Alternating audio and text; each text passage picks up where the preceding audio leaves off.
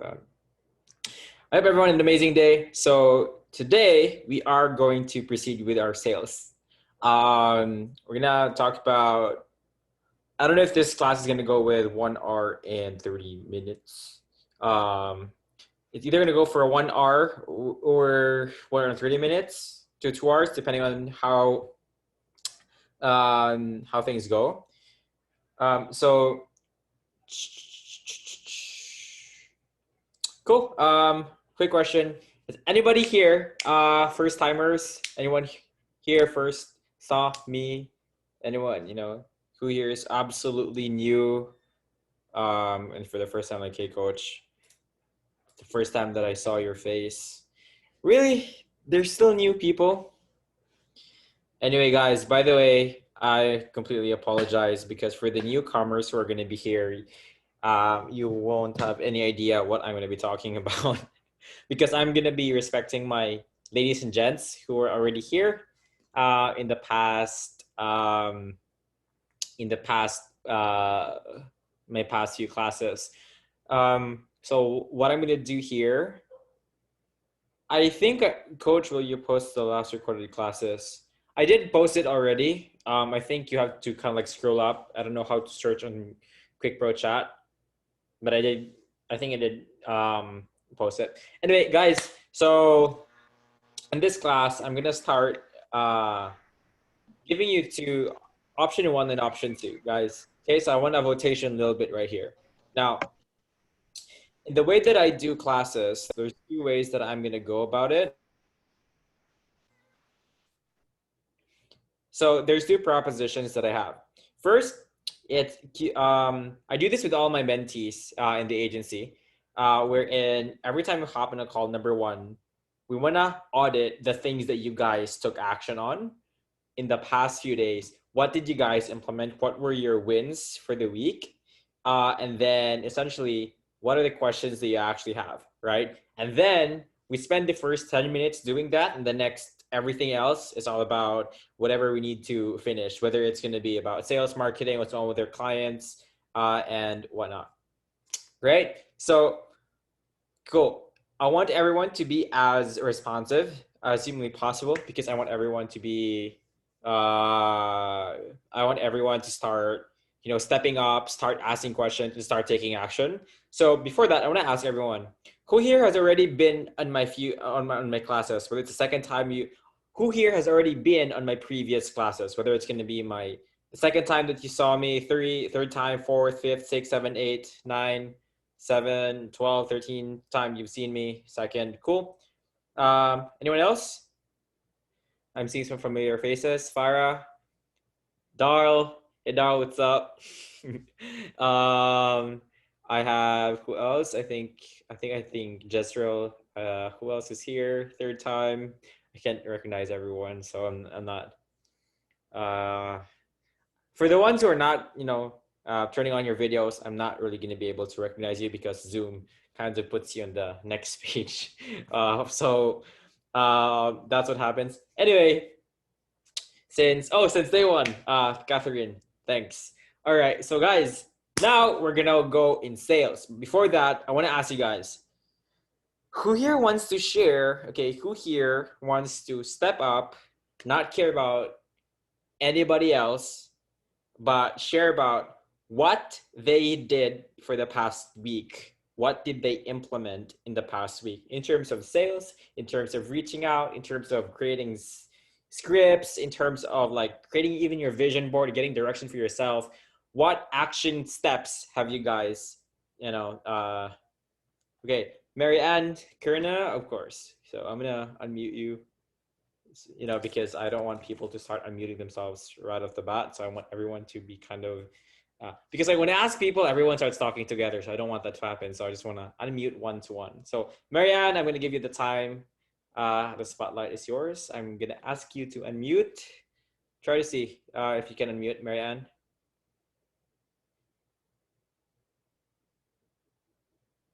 You can't unmute yourself? Wait. I think, there you go.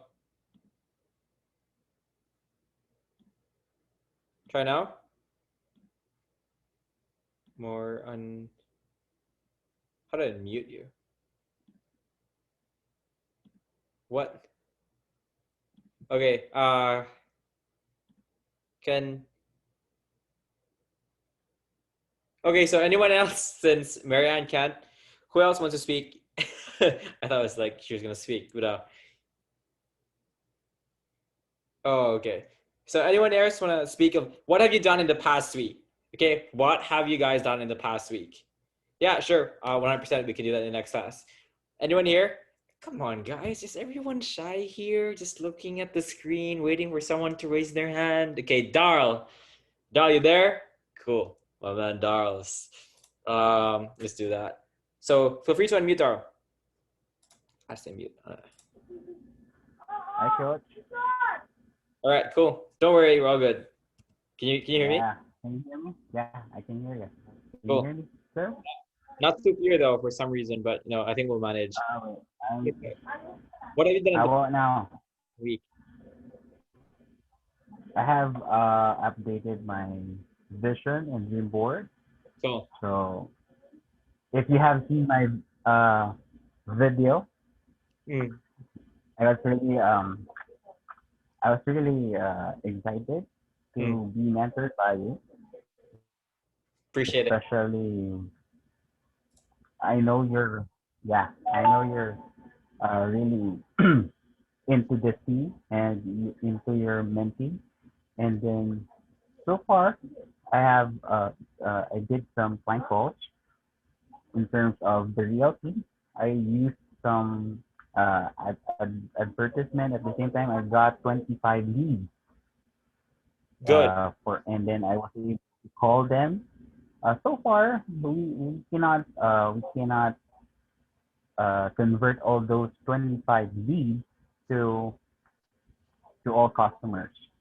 Mm. So, but so far,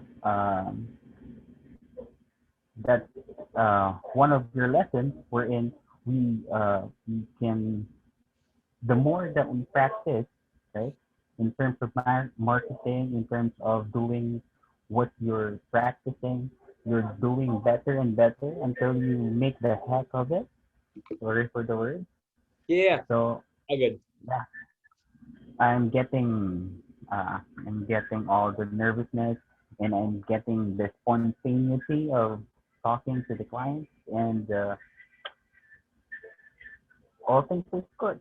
All things are good actually, Mm. and I'm always uh, expecting for your class and to be Yeah, yeah, mentored by you. appreciate it. So, essentially, let's run back. So, in the past few weeks, you have reached out to 25 leads. Is that what I'm hearing? You've redone your vision Sure. board.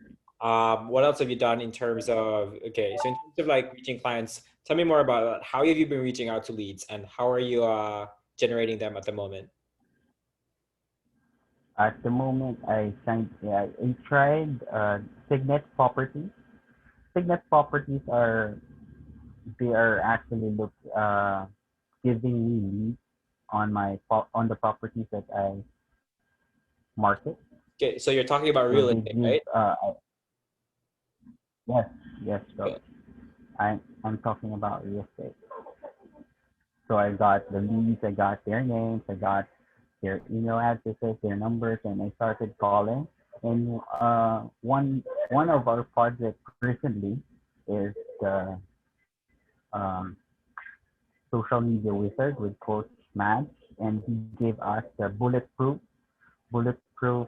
script wherein we can use that to market our social media product way back, one of our projects. So Mm. I actually made that uh, I edit the script so that it will fit the market that I'm into Mm-hmm. realty. So all about the conversation, how to make them say yes. But at the first time, most of my clients, they're not answering the calls because they're busy. They have Mm-hmm. other meetings. So I am just thanking them that thank you for taking my call, and this is not the best time, when is the best time? So I'm doing the Tai Chi move. So I'm redirecting. I'm redirecting when is their free time and when can I call back? Got it. 100%. That's yeah. So essentially, those I don't really have experience in cold calling people because that's not my forte. What I normally do is like do something before that even happens. So the call is always either planned out, if that makes sense. So what I normally do with people is I like it's either on emails, exchange of emails first, then I hop on calls, or DMs first and I hop on calls. Um, Mm-hmm. uh, I'm not really against cold calling unless you have to.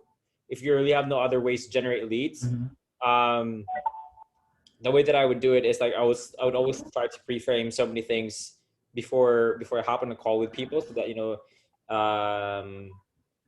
I don't be like, hey, my name is Santistoso, I'm from whatever company, right? So you don't want to do that with people. Normally it's yeah. So that's how I Maybe would do it. that's why But they're saying no. yeah, but bro, I'm really proud of you because you're really taking action. The reality of the fact is like every single time you guys start taking action is like because you're showing up for yourself, and because you're showing up for yourself, you start to have self respect for yourself. If that makes sense. And what ends up happening is like we all have this, So Darl, I'm gonna mute you for now, okay? I'll get back to you, but really thanks for sharing. Thanks for sharing. So the thing about this is this. There are people who have self-respect for themselves, and there are people who don't have self-respect for themselves, both of which doesn't happen by accident. Um, there is a pattern for respect, and respect is not about you have to be super attractive to just have respect for yourself. Respect is not about you have to be very rich to have respect for yourself. There are people who are not financially stable, people who are not really that physically attractive and stuff like that. Because a lot of people think that oh, for you to be respected, you have to be that. They have a perfectionist idealism of like what whenever self-respect is like. Oh, you have to be perfectionist. You have to have an aesthetic looking body of a lot. You need to have a lot of money and whatnot. But the reality of the fact is like respect is just like staying true to your word. Yeah, that's pretty much just it. And so a lot of people keep breaking their own word and keep lying to themselves. What ends up happening is you don't really have the respect that they have for themselves, right? And so the thing about this is I really want to congratulate Darryl because he's taking action. And the thing about that is when you're trying something new, it's always going to be awkward. It's always going to be awkward. Like heck. So I remember the first time I hopped on a call with a client, like a year and 8 months, 8 months ago. And I was clueless. Guys, when I was a kid who just bought some course, kind of like expensive course. And like my mentor just like was just like, just do it, just like hop on a call. And I remember because that was the first call that I made. I was talking to everyone like, what do I do? What do I say? What if he says this, and this? So, and I was like the awkwardest person in the entire planet on like taking that call. I was pretty much just like, uh, when I was in the call, I had scripts written down on my bond paper. So I had one paper is like 4 sheets of one paper on my desk, and I was like, hey, John, his name is not John, but like just pretend his like name is John, right? So I was like, hey John, how's it going, right? And then the moment I said that, I'd shut up like 100%, like how's it going?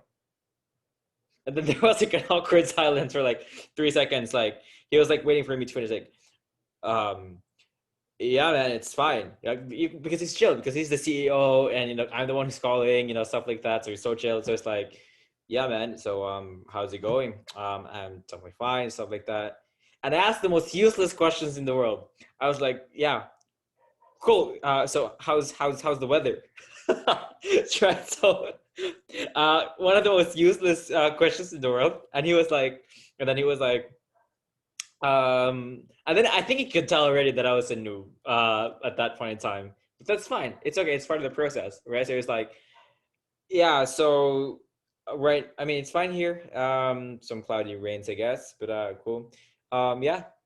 Right. So had no idea. Okay, he had no idea where to take the conversation because I was the one who's calling, right? I was the one who set up the call, but I was doing everything on the but I was doing everything from reaching out to people, going the DMs, and then uh, going the DMs with so many things. But the reality of the fact is that you guys have to be leaning into your edges if you want to expand your edge. Now, imagine this little circle. That's your comfort zone right there. Nothing happens in the comfort zone.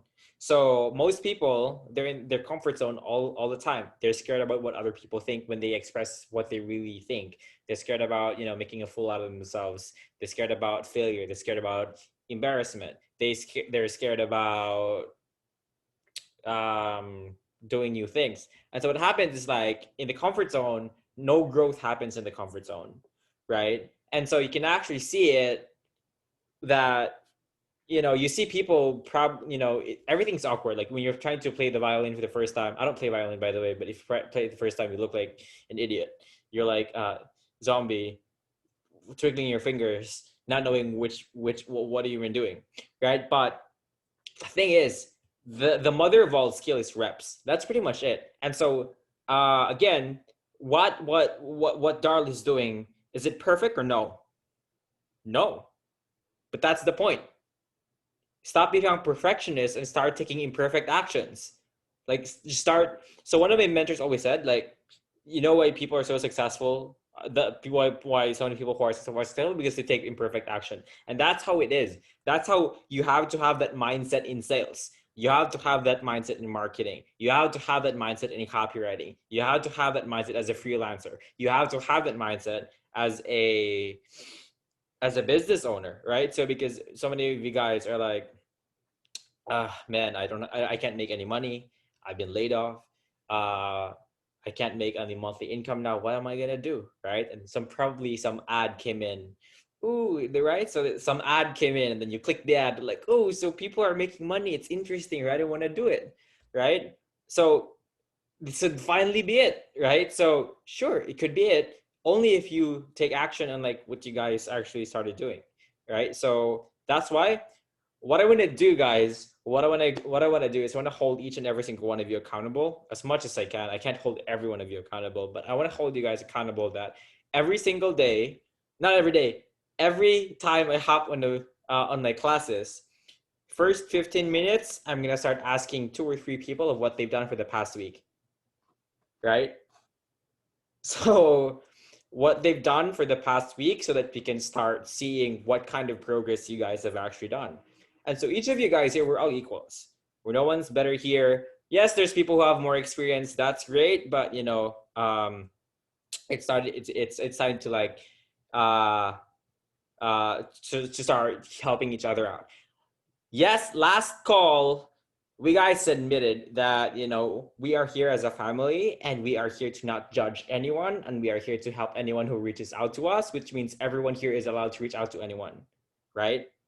Now, I know I have a tendency that when we're super pros and some newbie ask us questions that are so newbie, we start scratching our heads. You're like, ignore, right? So I hope no one feels that way, because as much as humanly possible, if you want to network with people, you gotta come from a place of giving first. That's always on my first client. That's about giving audits, giving free samples of my emails, giving whatever it is, giving first, and then expecting nothing in return. Just keep giving and giving, and then finally the client was like, okay, finally, bro, I love your da da da da, and then when it's happening to this final time client, right? So I've been noticing that there's always new people. I think I've kind of like accepted there's always going to be new people in my next classes, so I don't want to keep going back in circles. So I'm going to do it in 4 cycles anyway. Um, yeah. So what I'm going to do is I'm going to split this. I think everyone. I just realized that so many people here want to learn how to write copy, right? So in this class at 10:15, I'm gonna start talking about copy, how to start getting copywriting, how to start getting into copy, and how I actually start training my team members in writing copy, and start earning for yourself as well.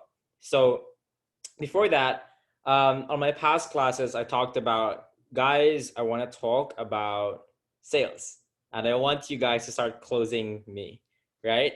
So my question here is there anyone here who has worked with a client before in the past online on anything? It could be social media management, it could be website development, it could be whatever it is. Has anyone here signed a client before? Cool, Jessica. That's great. Question, Jessica, how did you sign the client? So Jessica, give me a yes if you're okay to unmute yourself, and then give the class some light on like how you signed the client. Was it outbound? Was it a referral? Is that fine for you, Jessica? Yeah. Okay. Cool. So let's look for Jessica. Searching Jessica. Great. Ask to unmute. Cool. Good evening, Coach. Hey Jess. Um, cool. So could you give us a little bit of a background of how you signed your client and how that went out? Okay. Actually po, ano po ako online seller po ako. So Okay. I'm handling 4 brands of cosmetic and beauty products po. Okay.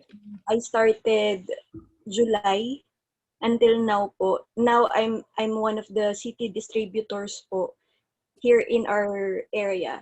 So Nice. first po, as reseller po, actually po I started as a buyer of that particular brand.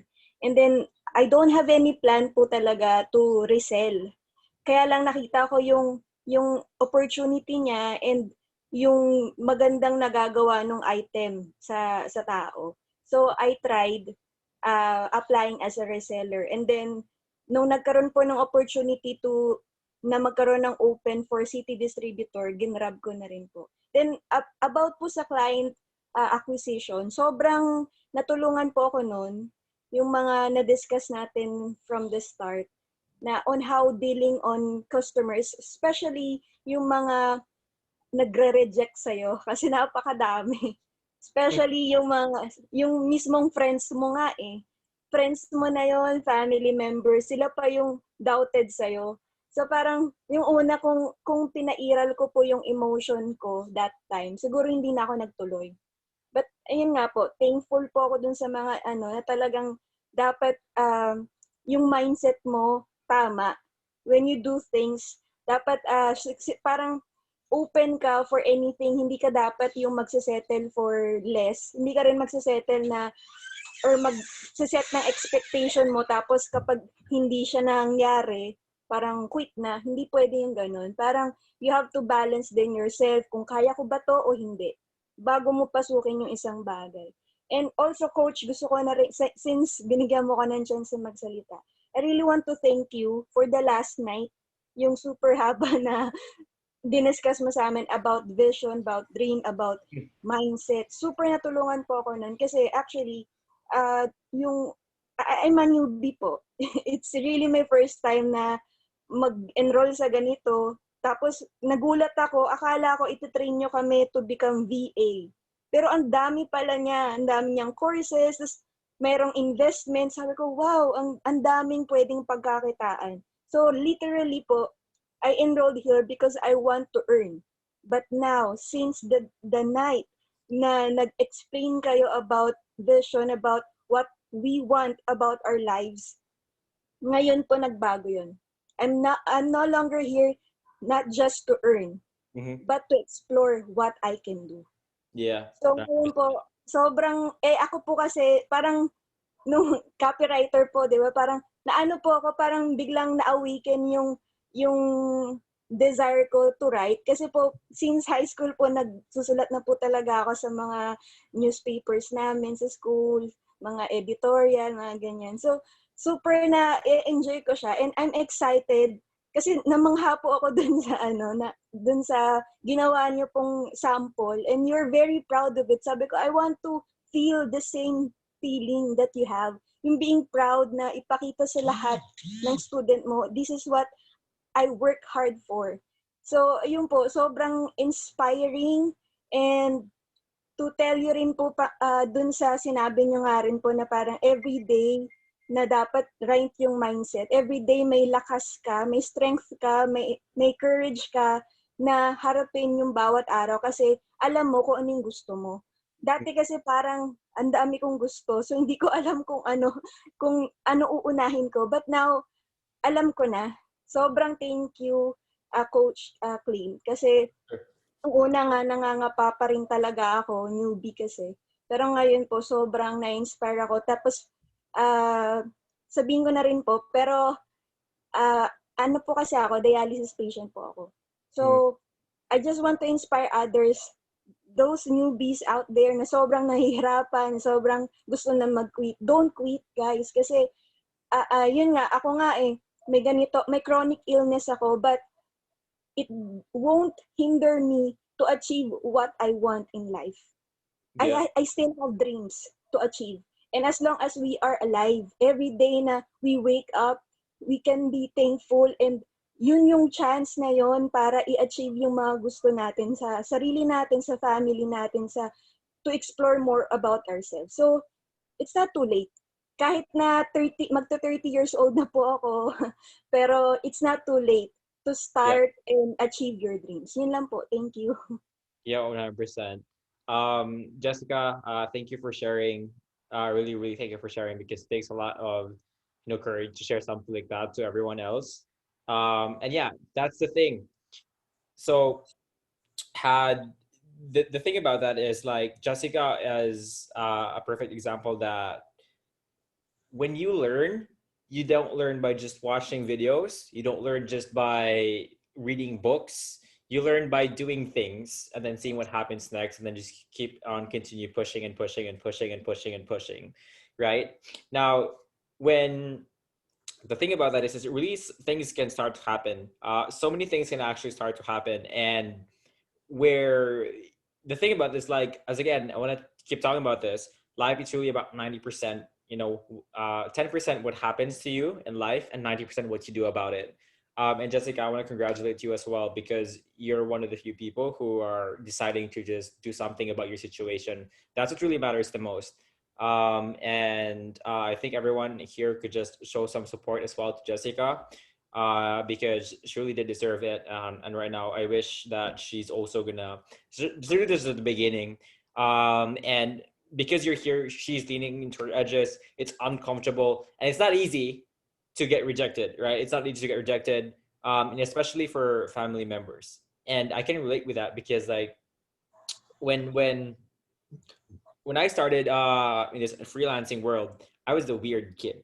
When I started out, I wasn't like this. I was just this kid who was on the laptop, and my mom tried to stop me because she thought that it was just some, this scamming thing, like Bitcoin stuff or like MLM or whatever it was, right? And when I started out, I didn't have any clients. I had nothing to my name. I had no clients. I had no experience, no connections. I was just watching. It was as if like I was just like watching YouTube videos. And the environment that I had on that was like stop, stop, stop, stop, stop, stop, stop, stop, don't, right?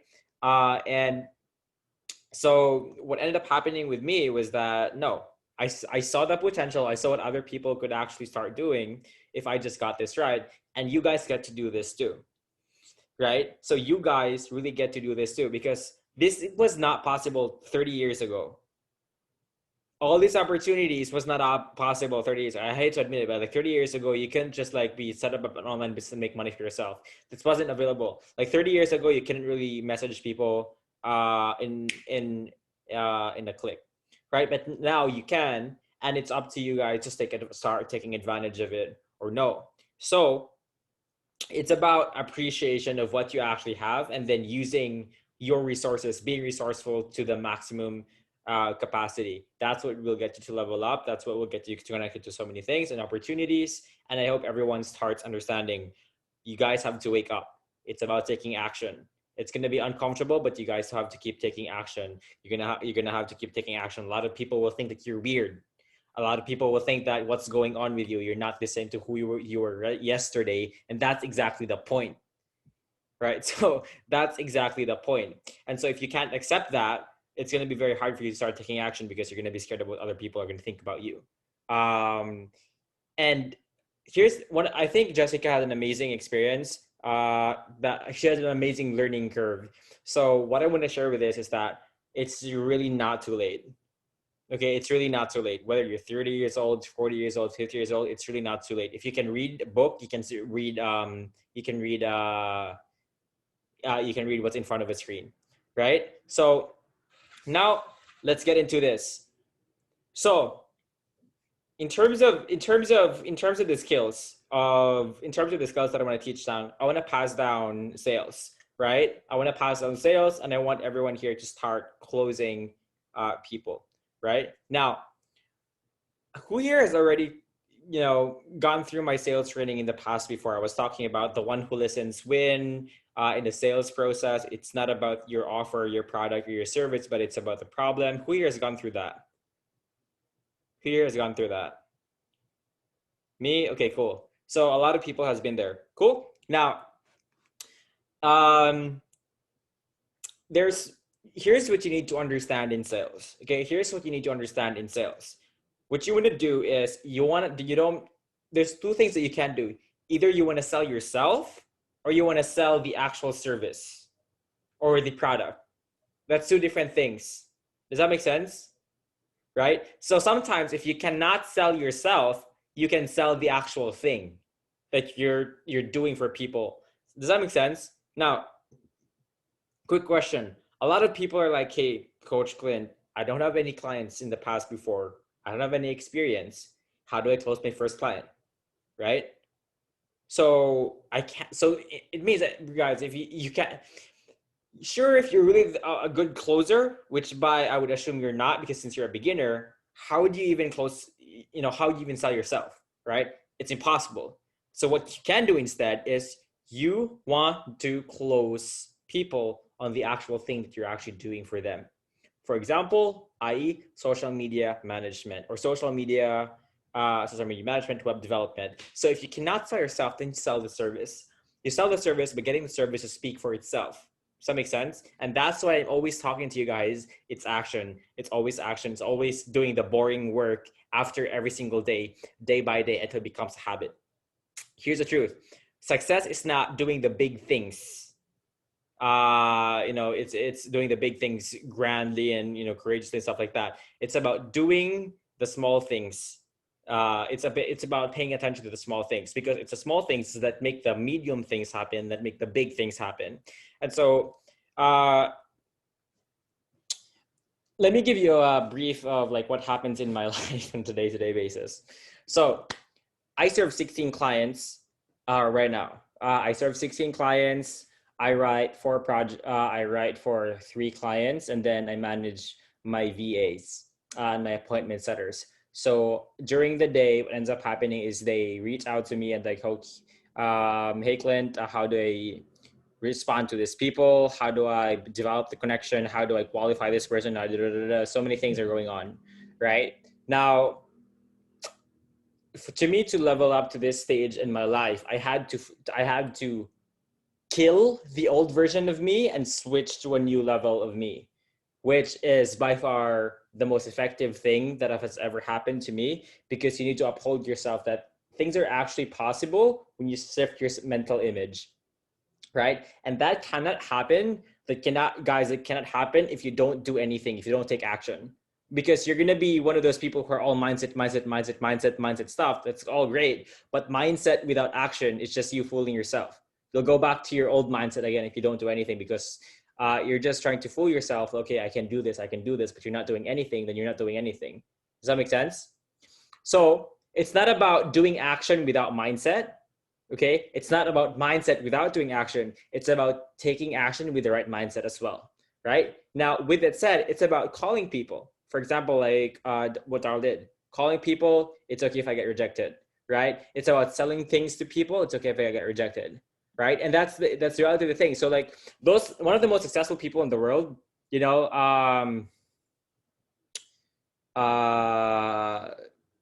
was that? Was that the Wolf of Wall Street? No. I think, so who was that? So there's a lot of people who went from rags to riches, who started selling anything that they could sell. They would sell slippers, they would sell whatever it is that they did, and it's fine, because as kids, because they had to live to as kids, they had to live for themselves. What ended up happening is they didn't care about anything else. They had nothing to lose, right? So being rejected is totally better than not being able to eat 3 times a day, right? So when you're able to live a life like that and you get used to it at a very young age, being rejected when you're 15 or 16 years old means nothing. Than people who have probably been pampered a little bit on their immune to reject, not maybe immune, but it has less of an effect with them than to people who do this for the first time. Now you guys have to get used to this. You have to get used to failure. You have to get used to rejections. You guys to have used to things that are going according to plan.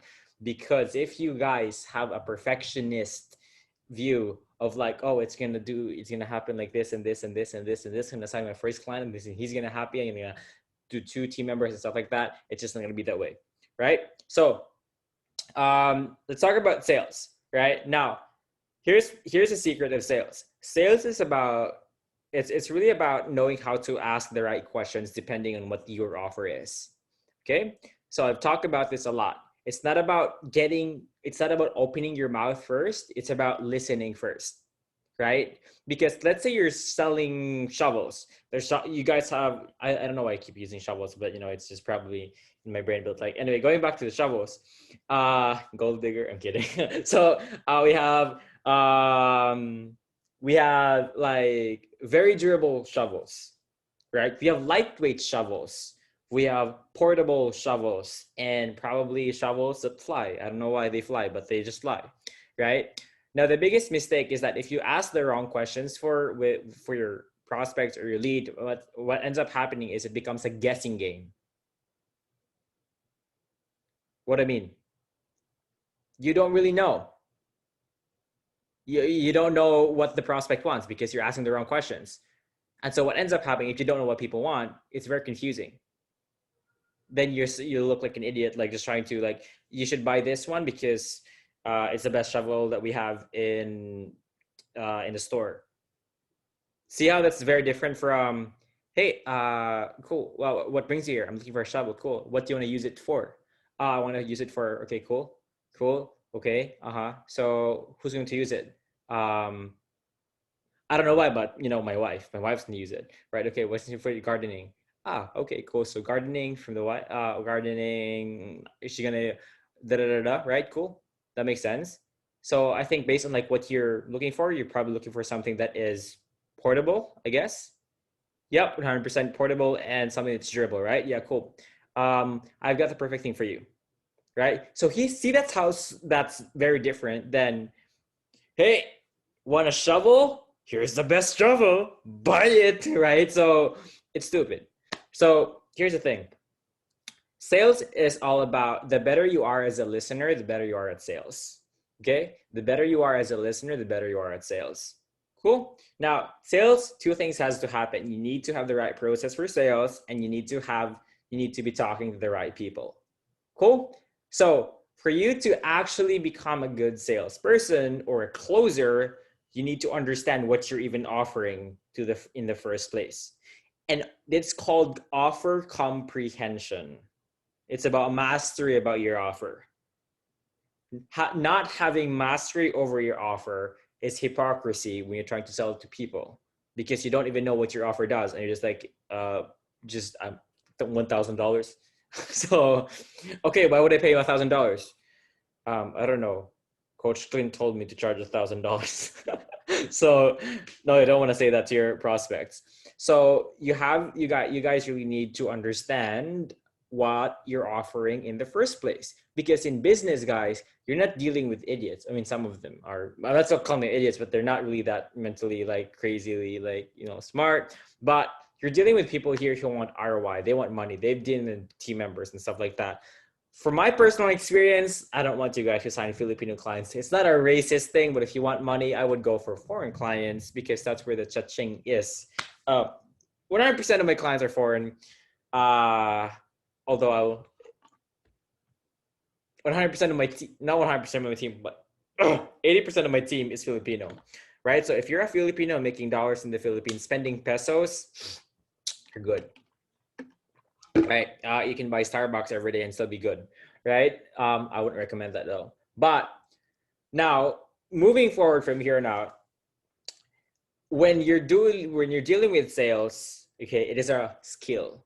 The easiest level of scale of sales is on text or chat or email, because you're not going one-on-one, right? So when you reply, you have all the time in the world to create a reply, right? Email, that's the easiest of all, easy, because it's you gotta write, and then just keep asking me about, okay, what do I write, da, da, da. The next the one that's a little bit more difficult is chat. If it's in Facebook Messenger or Instagram DMs. Okay, so the private messages of those platforms, because yes, you can take the time to kind of create your replies, but you don't want to take too long, because if you take like 1 hour, remember like when you talk to that person, and they're typing something, and then the typing bubble goes out, and then it goes on and then out and on and out. What happened? It's like, man, I'm getting skeptical. Something's definitely happening, right? You're like, what is he thinking? What is he creating? What's the agenda behind this, right? So that's that. A little bit more difficult than that is phone sales, right? Phone, because in phone, you gotta have the right tonality. Because in phone, it's not just about the words, it's about your tonality as well. And so there are people who have not done anything wrong to each and every one of you, but the moment they open their mouth, it just annoys you. And I know you know someone. And I know you know someone, that there's someone in the world, whether it's a classmate in the past on elementary or in college, or someone who you've met, whatever it is, but the moment they just open their mouths, you just get annoyed. You can't explain it, but it's not like they're lying or anything, but it's like every time they talk, so it's like you don't want to be that person. And so so the thing about this is that you gotta start talking. It's funny as well, because in my high level mentorships before in sales, it's like singing lessons, because we had this thing where we would focus on knowing how to as men, it's fine, but like for women, I don't really recommend that, but you gotta get more certainty in your voice. It's just like, this is like my mentor always called it. It's pretty cool. It's like called the power of voice, and then when he talked, like everyone would listen. There's people who just talk, even though they're just talking about the weather, people just like, you just listen. And there are people who just talk that no matter how they talk, you don't even know that they're talking. It just cancels out in your brain, right? And that is involved with certainty. Does that make sense? So you don't want to listen to uncertain people. You don't want to listen to people who are stuttering all over the place, not knowing what they're really communicating, right? So that's the little bit more difficult version. It's called phone sales. The higher version of that, and not the most, the more difficult version of that sales is video calls. Right? Because in video calls, they can see your face. Not only their calls, but your face as well. So you gotta make sure that you don't look like an idiot when you're calling with your clients, because they can see you, and when they see you and you're like going like, like you're doing what you look like a stupid idiot, like not knowing what you're doing, you're gonna lose the sale, right? And the most difficult for most people is in person. Right? Because in person, it involves everything from knowing the right sales process, from vocal tonality to body language to eye contact to, carrying the conversation, moving with space, and so many things. It's an art, guys. It's pretty crazy. Now, in this space, because you guys are freelancers, I'm going to teach you guys, I already teach you guys about this, but the framework of closing deals. Cool? Right? It's a framework of closing deals and getting paid what you want in chat and on phone calls, because I think that's that's the fastest way you guys can sign a client.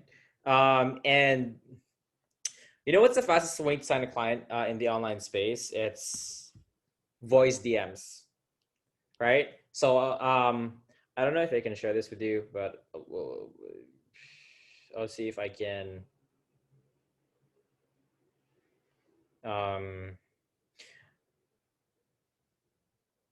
Okay. So here's what I do. Let me know if you can hear me. Give me a yes if you can hear this. Hey Jade, so I'm having a conversation with Phil lately, and it's a bit, it's good that we finally gave you the results, some results, getting some people across the door. But we want to help you more and make sure that we become super effective working with you moving forward. Anyway, long story short, it's voice messages, right? You see that? It puts you off, right? It leaves, in a client's eyes, like, because everyone's chatting and chatting and chatting and chatting. When you're able to like communicate with, here's the thing, guys. By all means, practice English. Practice English. And coach, do I really have to have the British accent? No, you don't. Just speak English as you would speak English. That's fine. Just conversational English. That's fine. You don't have to be a PhD in English. Just speak English. Watch movies, guys. You understand English. You understand me. You watch English movies, probably on Netflix, on an account that you don't own. I'm kidding. So, or trial accounts after trial accounts, right? It's fine. But you guys understand English. And I think that English is what will take you anywhere, right? There's this one dude who's probably not as skilled as you on graphical design, but he's better at speaking English. He'll get the client.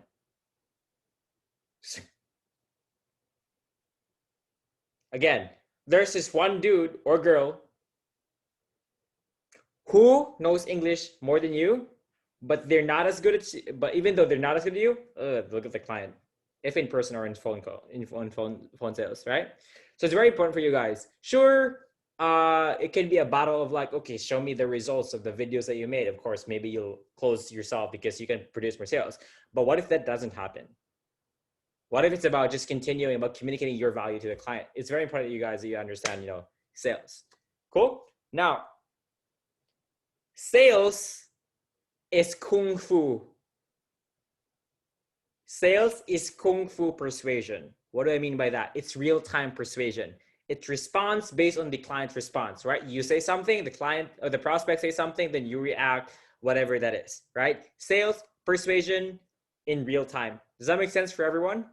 Copywriting is persuasion in print. Does that make sense? That means copywriters, okay, kind of have to predict the objections that people have in advance and overcome those in the words that they write in advance. Does that make sense? So that's the hard part about copywriting. Now, however,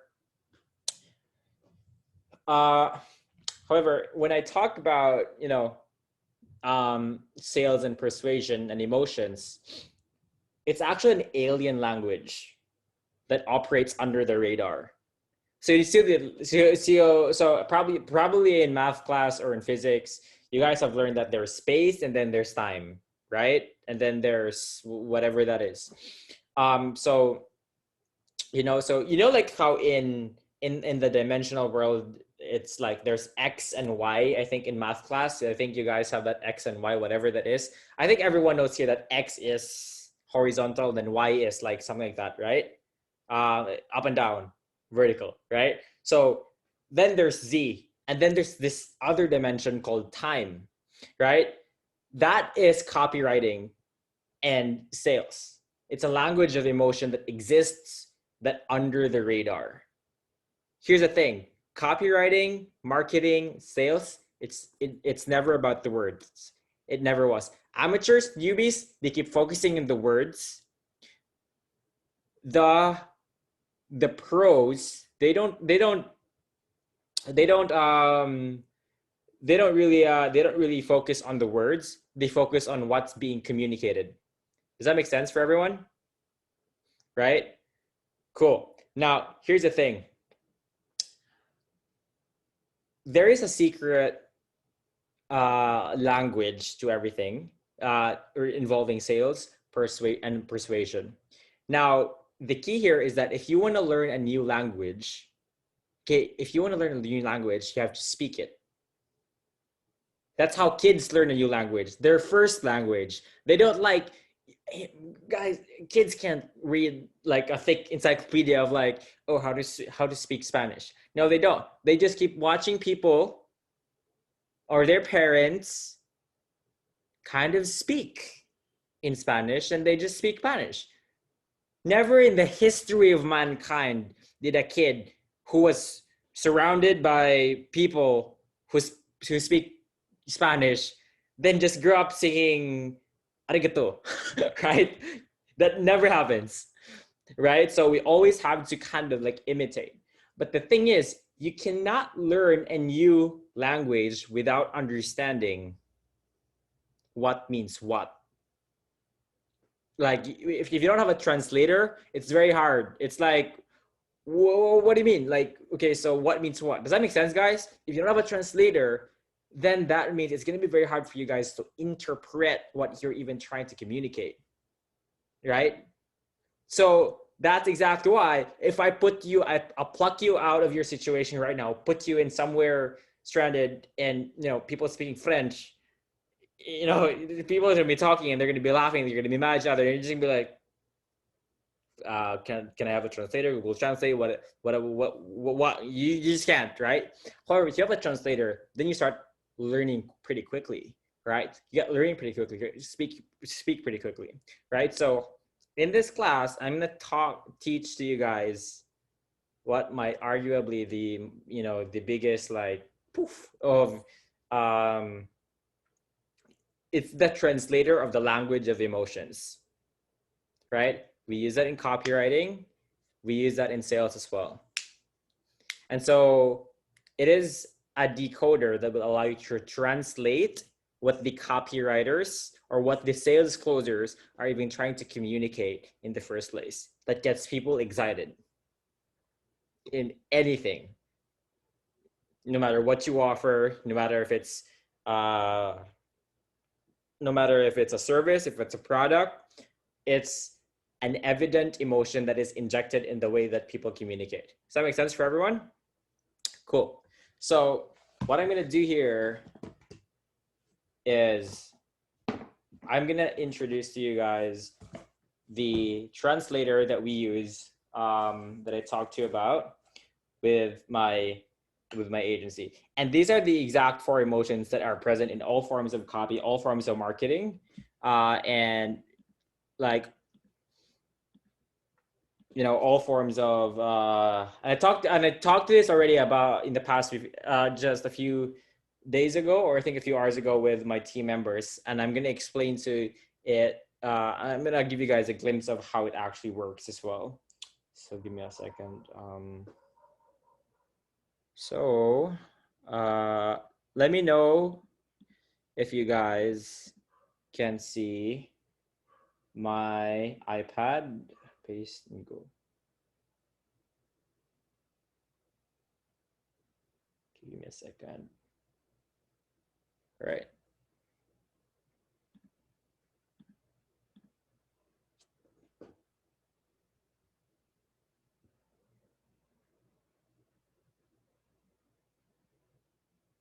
Copy, zoom.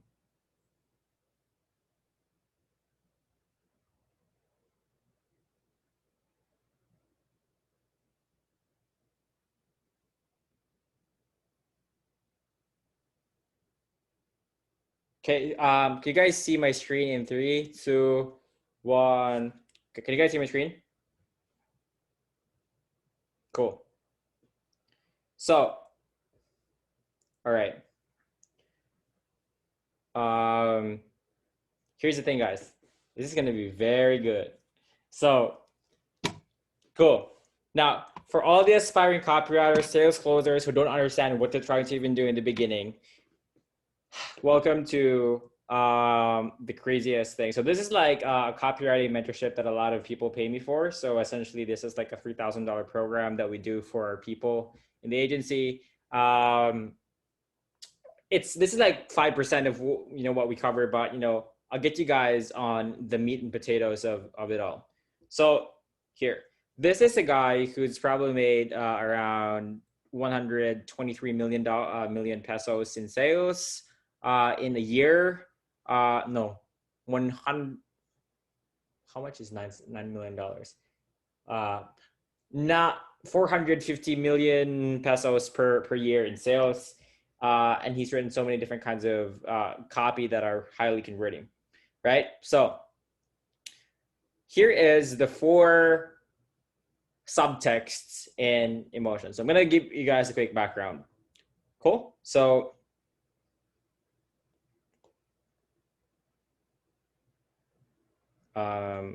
okay. So this is copywriting or sales. I know a lot of people will talk about like, well, Coach Clint is about sales or copywriting. What are you talking about? So what is copywriting? So it's a professional language that involves the art of ethical emotional manipulation. Now I know a lot of people hate manipulation, but I'm going to get to that a little bit. So basically, it's the process of mastering the skill and becoming a world-class. So the process of mastering, skills of like becoming a copywriter or sales is, or becoming a world-class copywriter can take years to achieve. Okay. However, becoming a 6-figure a year copywriter is something that, that can be achieved in as fast as 4, 5, 6 months, depending on your affinity.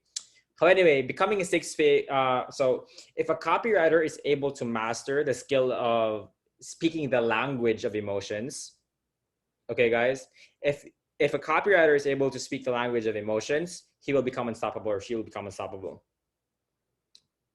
Cool. So in copywriting, there's 2 types of copywriting. So we have direct response copywriting and other fields of copywriting. So yeah, there's so many kinds of copywriting. There's fitness copywriting or whatever. So like website copywriting, social media copywriting.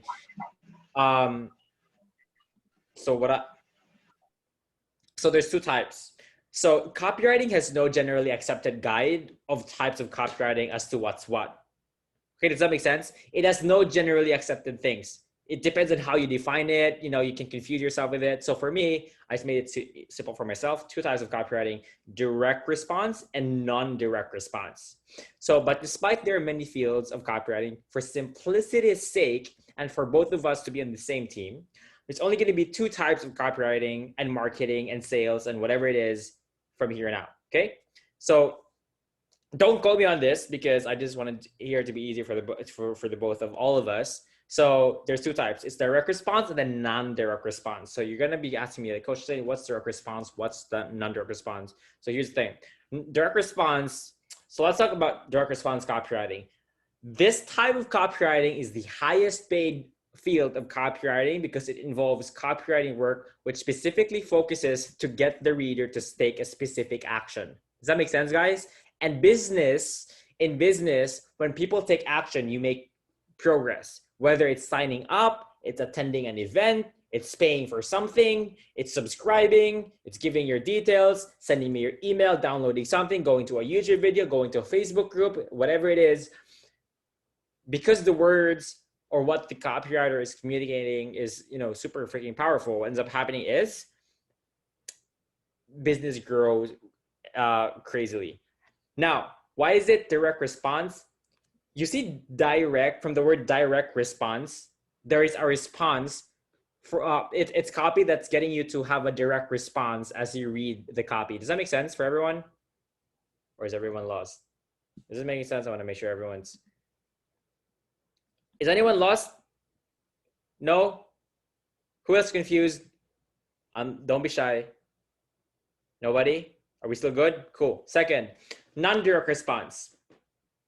So copywriting that isn't direct response, it's stupid, but just think of it that way. It's for the people who want to dabble with mediocre copywriting work. So to make it easier for you, again, let's just keep it this way. So don't even think of it. Don't even worry about it.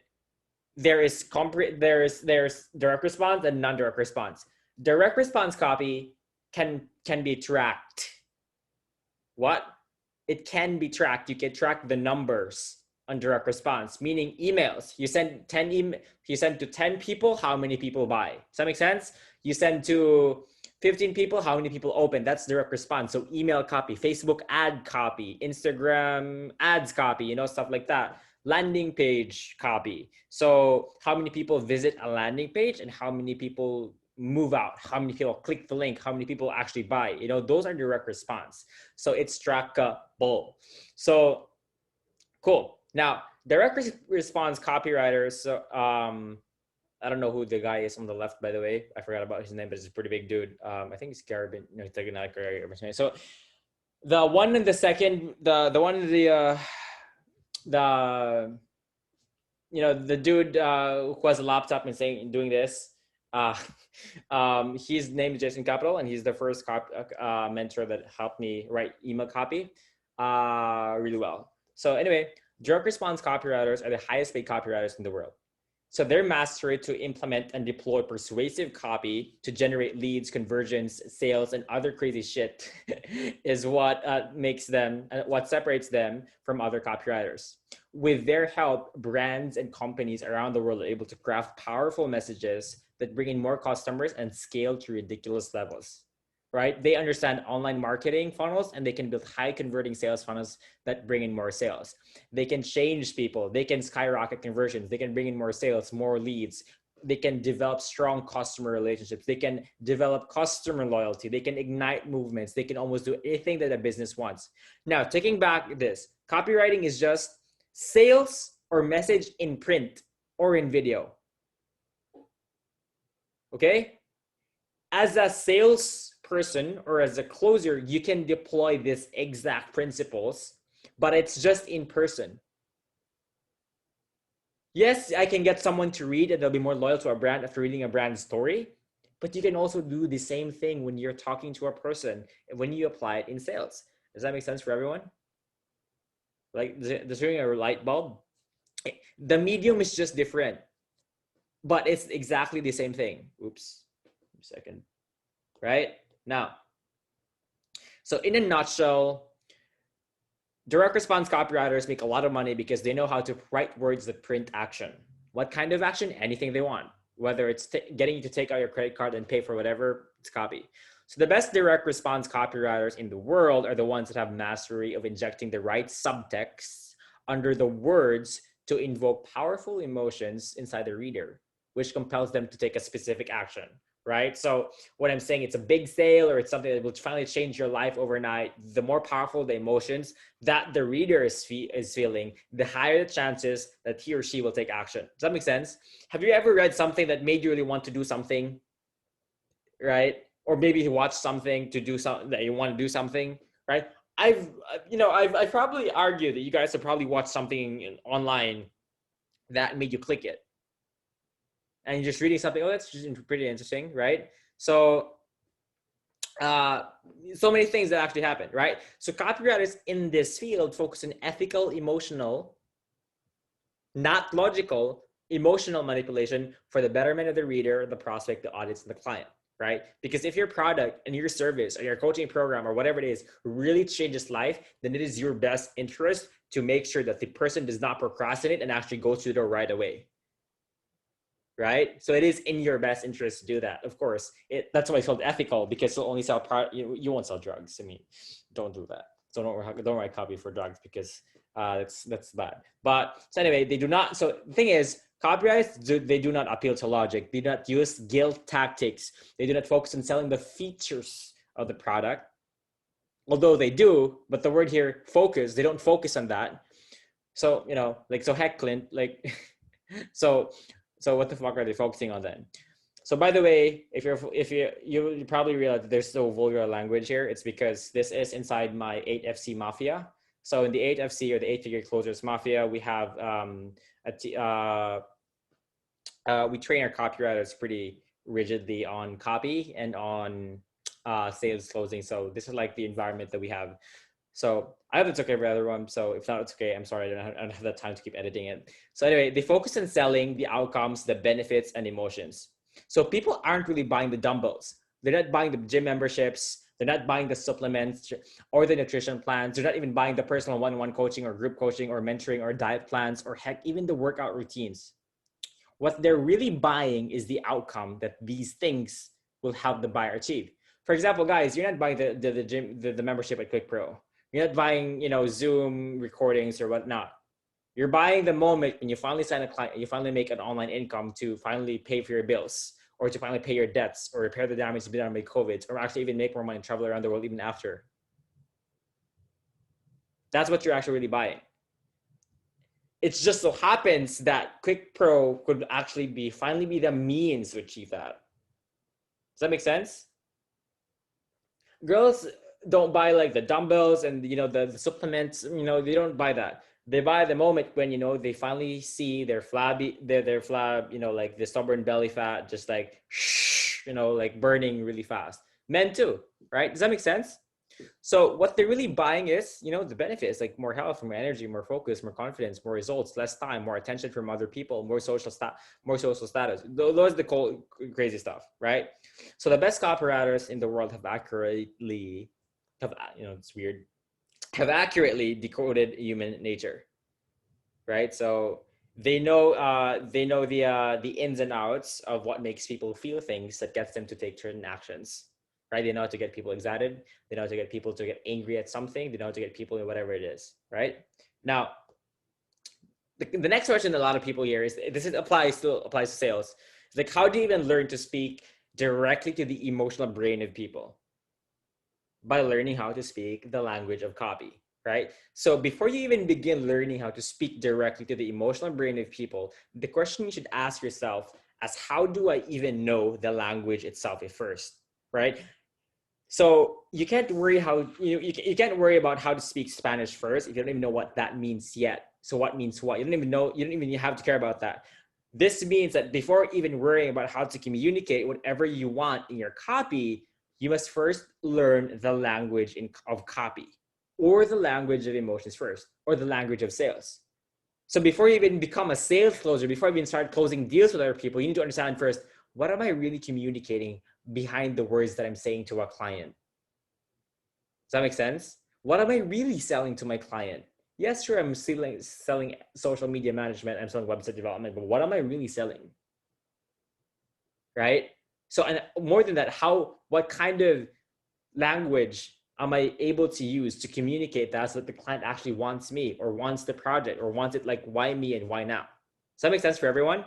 So before I even do that, I need to learn first how this language works, so that then I can use that language, inject it in anything that I say. So when I hop on a sales call, or when I hop on the DMs, or when I send emails to people, people will immediately differentiate the way that I communicate to them than the other ones out there who are just passing them in a formal way, right? You know what happens to people who reach out to us in a formal way, especially Addicted to Success, with one of my clients who have like a multi-million-dollar business? I handle all the emails there. Swipe right, swipe. Oh, this is interesting. Click. Right? So you need to understand how to get people's attention, right? So to learn any foreign language, as I said, you must have a translator, okay? Otherwise, you will all be useless. Does that make sense? So the process of actually using this decoder to translate what's being communicated in the subtext, okay, you guys won't understand that. But anyway, long story short, guys, I don't want to overbrain. You need a translator. So you need to understand the language of sales, the language of marketing, the language of the emotional language of the brain. Okay, does that make sense for everyone? Is everyone still following? Or like, oh, coach, I don't understand. What is you talking about? All good? Questions? Violent reactions? Mental overloads? None? Nada? All good? Okay, cool. Now, no, I don't care about that. Cool. Now, so this is the guy, right? So what is the translator? We call it the NESB. New, easy, safe, and big. So before I talked about that, I'm probably going to do it here. Cool.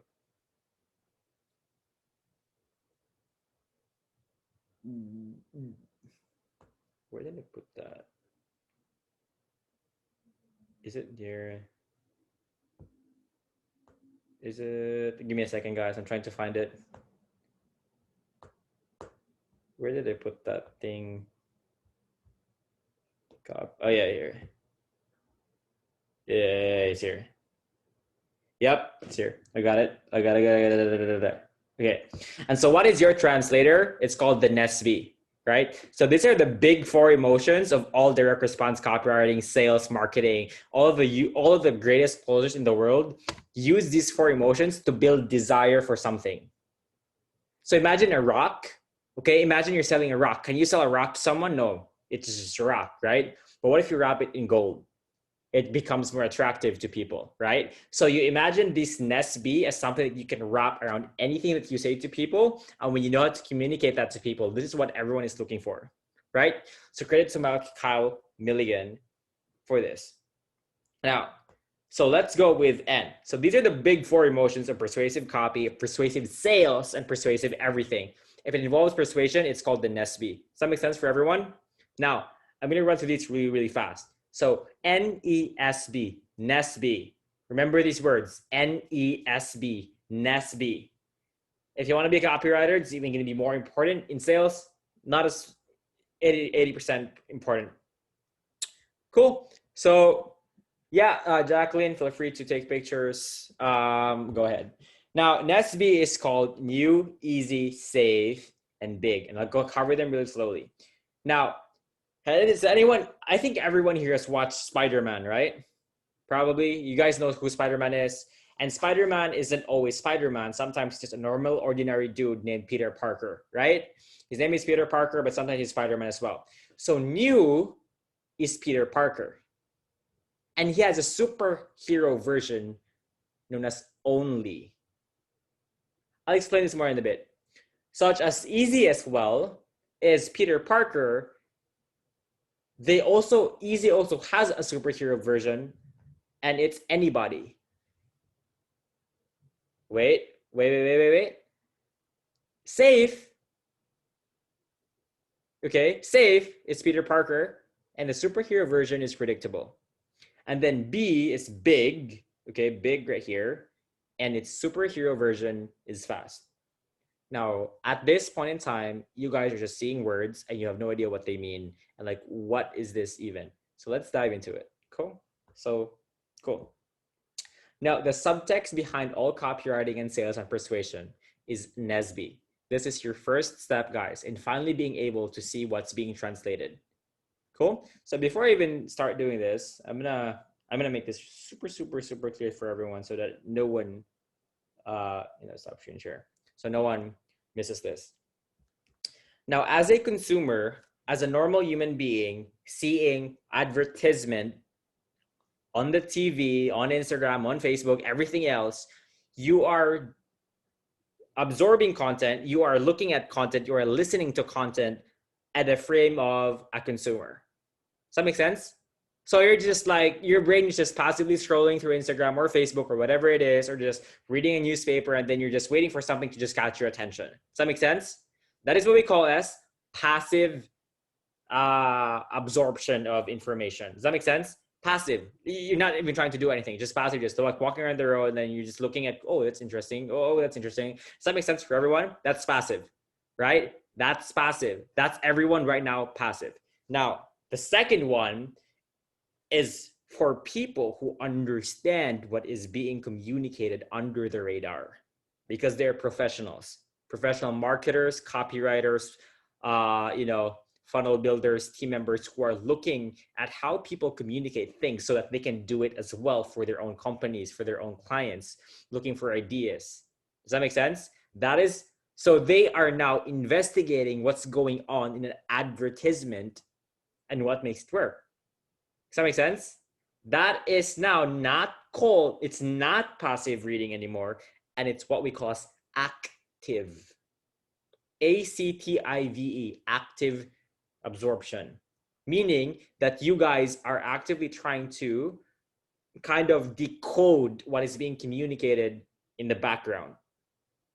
Now, a lot of copywriters suck at decoding it because they don't understand how to even decode it in the first place. A lot of people don't even understand sales at a deeper level because they don't even understand what's going on behind the scenes. Does that make sense for everyone? That's why you probably listened to so many sales calls in the past before and so many movies and whatever it is, but you don't know how to replicate it. You don't know how to do it for yourself. You don't know how to do it in for a client. You've probably seen, okay, cool, coach, da, da, da, da. And because what's happening here is that all of what you're learning is here on it's the tip of the iceberg. Most of the meat happens with you understanding the fundamentals. Does that make sense? Guys, is everyone following me? Now, these 4 emotions will make you the shitload of money. Okay, mastery over these 4 emotions will make you a shitload of money. It will pay for your bills. It will make you rich. It will get you signed clients with the craziest clients in the entire world. It will get you connected with the most influential people on the planet. And it's just all because of these 4 emotions: new, easy, safe, and big. And they're superheroes. Cool. Now, the thing about this 4 emotions is it doesn't matter who uses it. It doesn't care who uses it. If you know, okay, if you know how to use these 4 emotions, you will persuade people. Because it is inherently what human beings crave for. I'll show you why. So, okay, so let's get to this real quick. Let's into this. Where was we? Where is we? Something is missing. So this is stupid. Anyway. New, right? The new iPhone 11 Pro. New. That is the single most important part of New is not a description. It is an emotion that you feel towards something that you've never seen or heard before. People want you. Notice how you've like been, living a freaking repetitive life for so long that you want something new. Something new has to happen. Something has to change, right? People want something new. You want a new shoes. You want a new house. You want a new whatever it is, right? New. It is a core emotion that drives people to get something, right? Does that make sense? Now, not yet rare, but new. Just because it's new, it can't be rare. It could just be a new car, right? Everyone can get that car. Is it rare? Not really, right? But new in its entirety is just its latest, whatever it is, right? Now, here's the thing. New is the source of all hope that this could finally be the one, right? And what do I mean by that? In a second, I'm trying to, why is it stupid, insecure, easy?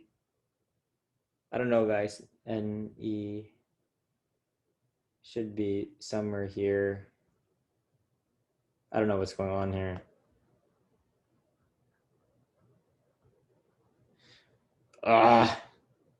Whatever. So, new. Okay, so this is the single most important emotion that drives a successful piece of. Okay, let me see. Go. This is the most important emotion that drives a successful piece of copy or promo or whatever it is you're trying to do, right? People are highly skeptical of all forms of advertising, and they have a very short attention span, right? The moment you see an ad, you're already kind of like mad. You want to like, right, skip at it. So, when you see ads on Facebook, you're on YouTube, you're waiting for the 5-second timer to just skip ad, right? That's it. People's attention spans are so small these days because everything is fighting for attention, right? Now, here's the thing. Here's the very difficult part. So if they've seen or think that they've seen your copy before, they will immediately disappear before you can even begin your pitch. And here's the thing. Categorization is death. So the reason for this, okay, is because they might have the problem. You guys have probably had the problem that you're offering to solve for months now. And they've tried similar things in the past.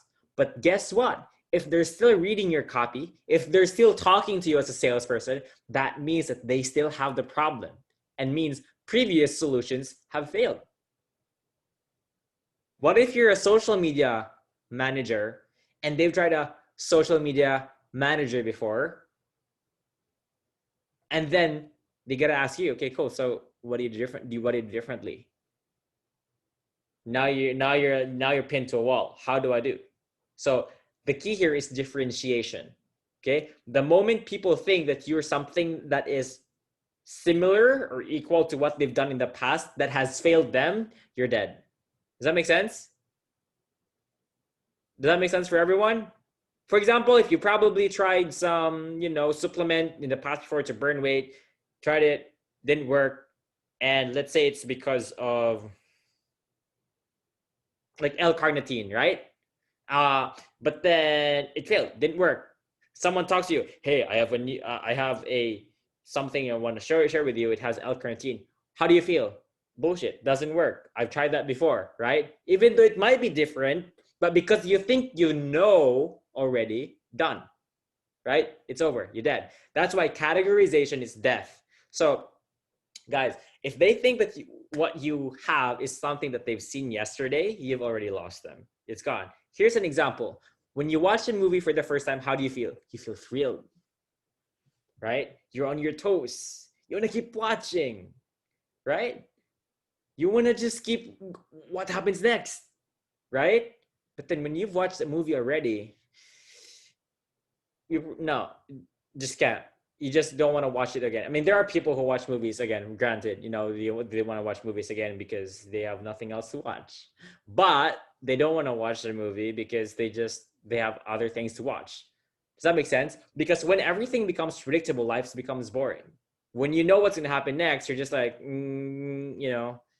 So watch a movie again, second, 3, 4, 5, 6, 7 times, done, right? So categorization instead.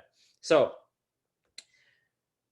a copywriter must speak to, or a copywriter or a sales closer must speak to the emotional center of the brain of human beings, right? So this is what I call as the lizard brain. Every single one here, every single one in this Zoom call has what we call as a lizard brain. Kyle Milligan, coins this in his book, Take Their Money. So the lizard brain is the most lazy and fickle part of the brain. What do you mean by fickle? It's the most it's the most flimsy part of the brain. So, and in order, so the lizard brain is like, it's lazy, doesn't want to do anything. It hates attention. It hates focus. It hates everything, right? It does not want to spend any effort on attention. And in order for it to do that, it wants to quickly categorize everything that crosses its path as either a threat, something to eat, or something to ignore. Does that make sense? Cockroach, right? What? It is something to eat, a threat, something to ignore, right? You see how it works, right? So you see how everything works this way? You see something, is it something that I want to eat? Is it something that's a threat, or is it something that I ignore, right? The goal of your lizard brain is it's trying to cancel out everything as fast as humanly possible so that it can ignore it. It's just a leaf, right? Oh, it's just a car passing by, right? It's trying to cancel out because it doesn't want to spend any attention to anything. That's why kids right now, including me, scroll super fast on our phones. Useless, because we don't want to keep paying attention to things that we don't have to pay attention to. Does that make sense for everyone? I don't know how important, I can't stress how important that is, but that's what people are right now. We don't want to keep spending attention on things that we don't have to pay attention to. So it's skip, right? It's Globe Tech trying to get our load, right? So whatever it is, 8080, skip, right? Is it a threat? But what if you have a debt to this girl named Gia, right? And oh shit, Gia texts. How do you feel? Oh, fuck, I have to reply to Gia. Oh no, I don't want to look at my phone, right? See how the brain works? That's the lizard brain. Does that make sense? It is so important that you need to keep slapping the lizard brain in a way that it thinks that it's never seen it before. So that way, okay, so do not let the lizard brain categorize your copy, your offer, whatever it is as something to ignore. And the best way to do that is to convey you in the way that you pitch something to people, in the way that you present something to people. Because when it's new, it's refreshing. People just don't know what to expect. And when you don't know what to expect, what happens next? You're just on your toes. All all the time, right? So you see those busy videos that always stops, maybe in switches every 3 seconds or 4 seconds, and you just can't stop watching it because it's so busy, it keeps getting your attention, and then you just can't stop. But then you have this video that's like too predictable, and you're just like bored out of your mind. Why? Because it is predictable. Does that make sense? So cool. Now remember. Copywriting is just sales in print. That means you can also use copy in closing calls. You can use copy in closing calls. You can use copy in the DMs, right? You see how this works? Because it's just kung fu. It's just real-time persuasion. Copywriting is just predicted persuasion in a video or on a text. Does that make sense for everyone? Right? Does that make sense for everyone? Cool. So now, remember, these are the 4 fundamental emotions present in all persuasive copy and salesmanship, right? Now, do not care about the words, but really dig down on what they communicate. Here's examples of words that convey new. Breakthrough. Because when it's a breakthrough, it's something that's never been done before, so it's new. It's a revolutionary thing, so it's changing things. It's a discovery. You can't discover something again, right? So it's new, right? New. It's game changing. Game changing is new on steroids, because game changing is that the current game is something in the past, and if it's changing it, it's something that's never been done before, so it's still new again. Disruptive is like something that beats competition, but it's still new. The word new itself communicates new, so it's announcing, right? New. Revealed, new again. Breaking, new. Breaking news. You don't say breaking news 5 years ago. You don't say that. So does that make sense for everyone? Don't focus on the words, focus on what they're communicating, because deep down your brain is translating that all into one color in the emotional part of it. It's called new. Does that make sense for everyone? Right? Cool? Great. Now, remember how I said there's Peter Parker, and then they have a superhero version? This is the superhero version of the new, and it's called Only. Limited edition Stan Smith. Now, here's the thing. New, right? There's a new shoe, right? Whatever it is. But you can only get it from me. You have no other choice. Only, okay, the emotion of only answers the question, why you, out of so many other alternatives. Does that make sense? So when you're able to communicate only when you're on the sales call, when you're able to communicate that in the way that you talk, in the way that gets people to convince themselves, like, this is the only person that I can get XYZ for, then you're done. It's game over, right? Does that make sense? Now, you can only get this from me, from here, from this page. One of the easiest, only is one of the most easiest emotions to grasp. Only communicates if you haven't bought from this page, or if you haven't bought this from me, then you haven't bought this yet.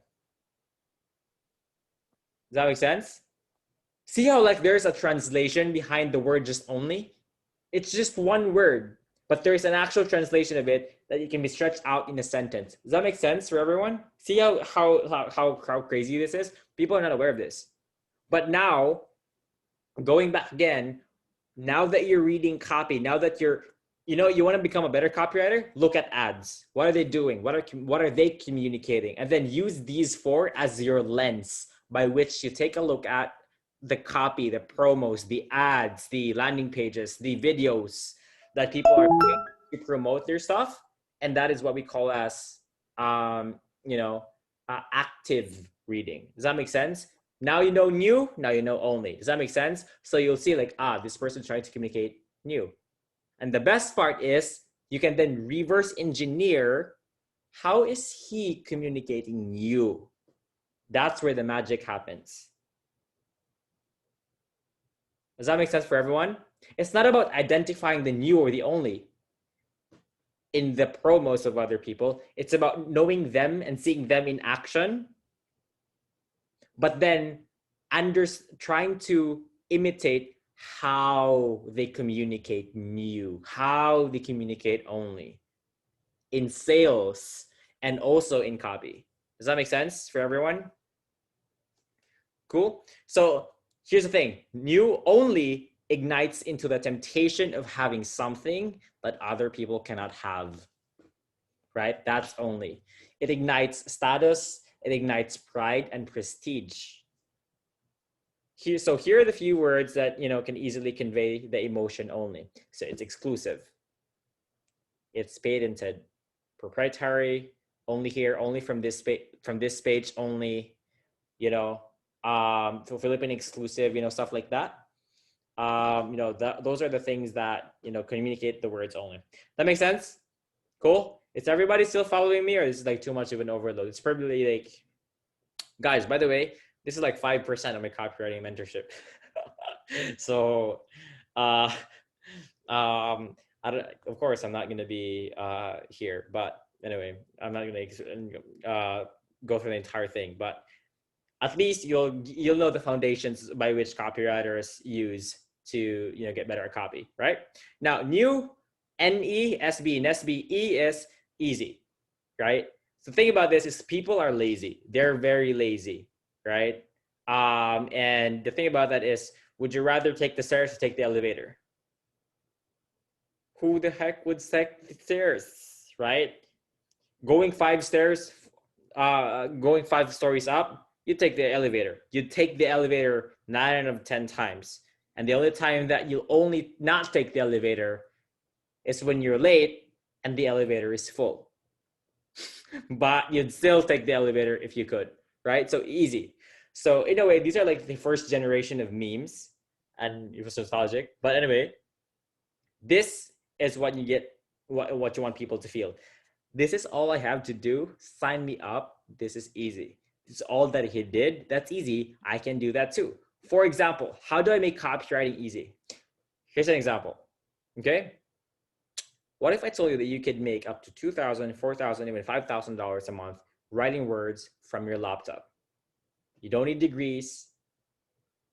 You don't need to spend 4 years trying to learn algebra and calculus. All you really need to do is copy, paste proven templates that have been used to produce up to 5 million, 6 million, 10 million, even $50 million in sales for clients around the world, backed by data that's worked over again and again and again.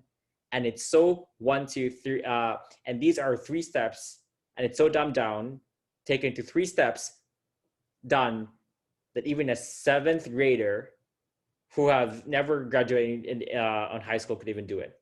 Heck, we had a 58-year-old grandma sitting in the Caribbean who was never in copy in her life, used these exact templates, and is now writing first clients in just 3 weeks, right? So you see what I did there? You see what I did there? So was that copy? Kind of, but it was just sales. And for some reason, people got a little bit excited. Holy shit, that's possible? Oh my God, right? Then, anyway, before that, anyway, whatever. So easy is what makes people want to do it. So nobody likes work, right? So, okay, fine. If you can't accept the fact that nobody likes work, anyone who's reading your copy or anyone you're talking to who does like work aren't reading your copy or aren't talking to you in the first place because they're working. Does that make sense? Okay. So if anyone who is not lazy and loves to do the work, you're not going to talk to them, nor are they gonna read your copy because they're out there working. Does that make sense for people? Okay. So as a copywriter, it is your job to concern yourselves only with the people who want a push button, work for them kind of solution, right? So that's what mentors are actually kind of for. So easy, because you don't have to go through trial and error and go through the embarrassment and whatnot. Be easy, right? So essentially, people just want an accidental discovery that magically cuts off their efforts in half and doubles the results. Why? Because they're lazy and insecure. That's a reality fact, people. I mean, it's a shitty fact, but it's it. So what do you mean by lazy? So how do we play to their laziness? We go and reduce their workload by reducing the amount of time they will need to spend to make the solution work. 6-minute abs, 15-minute money trick, 30-minute six-figure CEO, right? The average American is now making up to $4,821 per month, spending 13 minutes a day clicking 4 buttons just after 7:05 a.m. in the morning.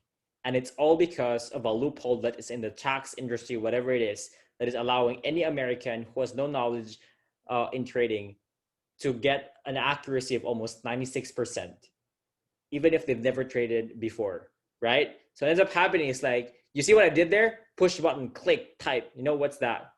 So what ends up happening is people think, oh, it's just freaking easy, right? So because they're lazy, right? What you can do is the 4-minute ab workout, right? So 4 minutes easy, right? But then when you actually do it, they're like, ugh, right? So it's like probably more intensive. Now, the next thing is insecure. People are very insecure.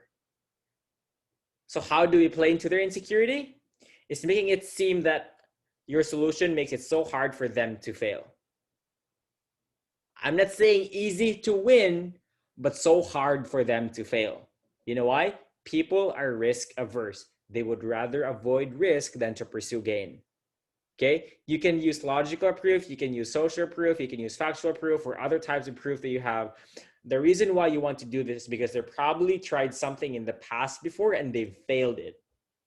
So if I said that what if I told you can start an online business that will allow you to serve clients around the world, even if you've never built a business before, even if you've failed as an entrepreneur, if you've never made a single penny in the online space, right? Even if, does that make sense? It makes you feel like, oh, okay, maybe I can do this. Does that make sense for people? But if I actually make it hard, all you need is 165 steps in 3 years, so people are gonna be like, no, next. So they're not gonna do that, right? So that's that's insecurity. So remember, easy is Peter Parker, who is the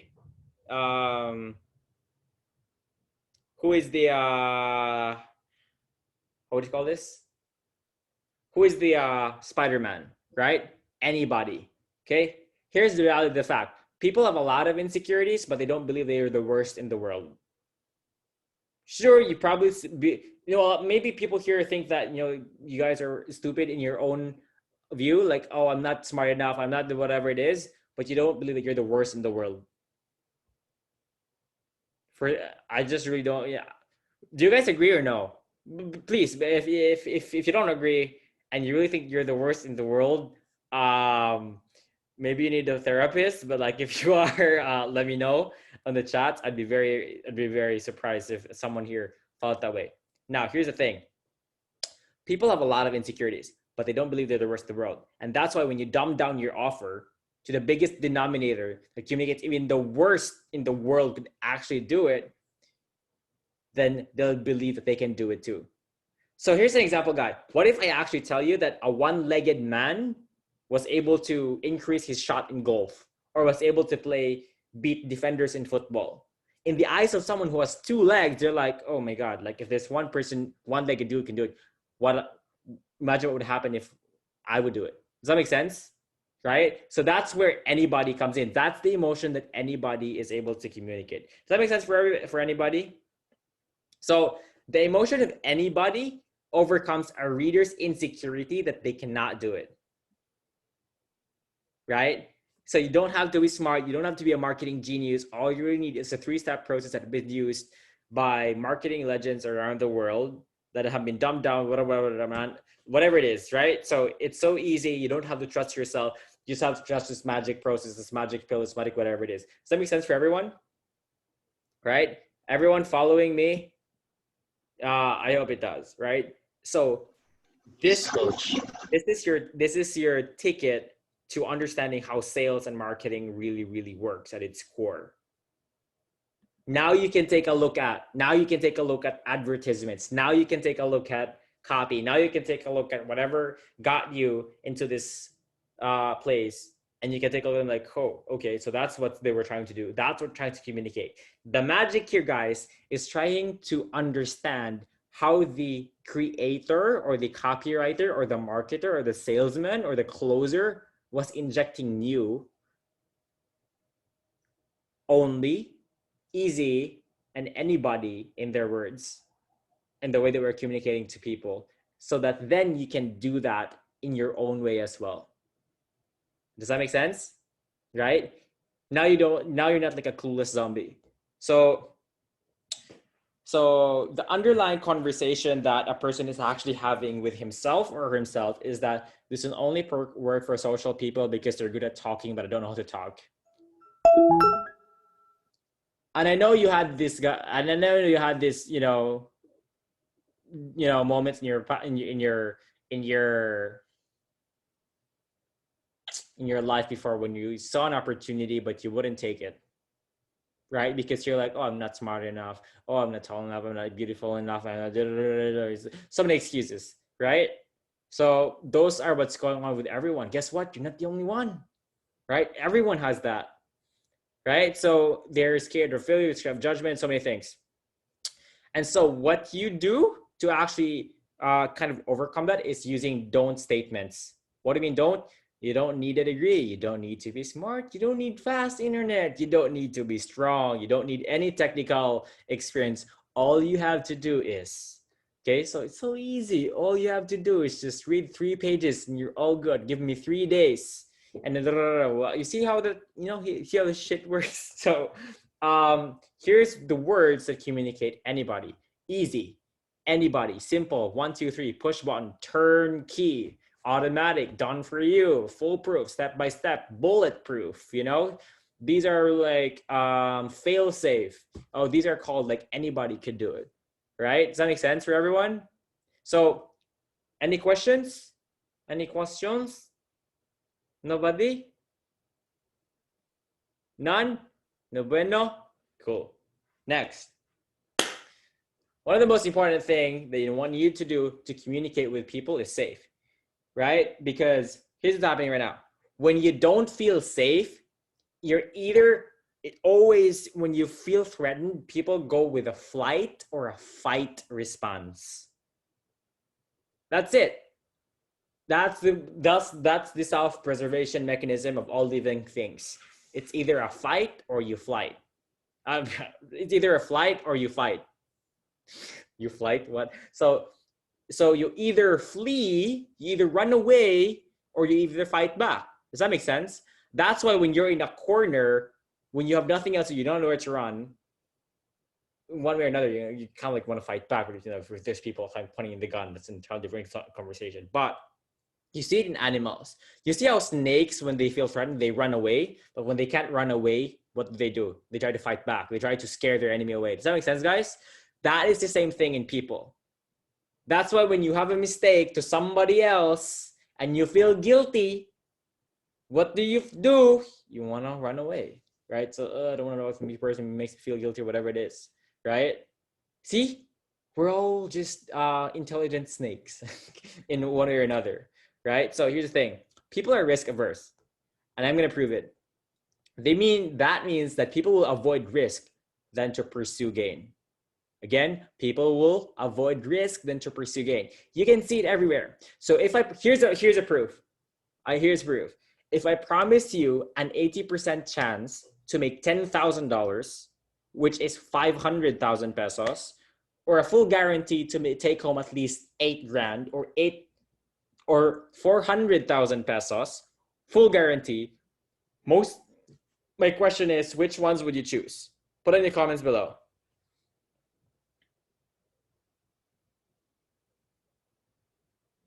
Put in the comments below. So option A is 80% chance to earn 900,000 pesos. 80% chance, okay? No. 80% chance to earn $1 million. And choice B is 100% chance to earn 900,000. Which ones would you choose?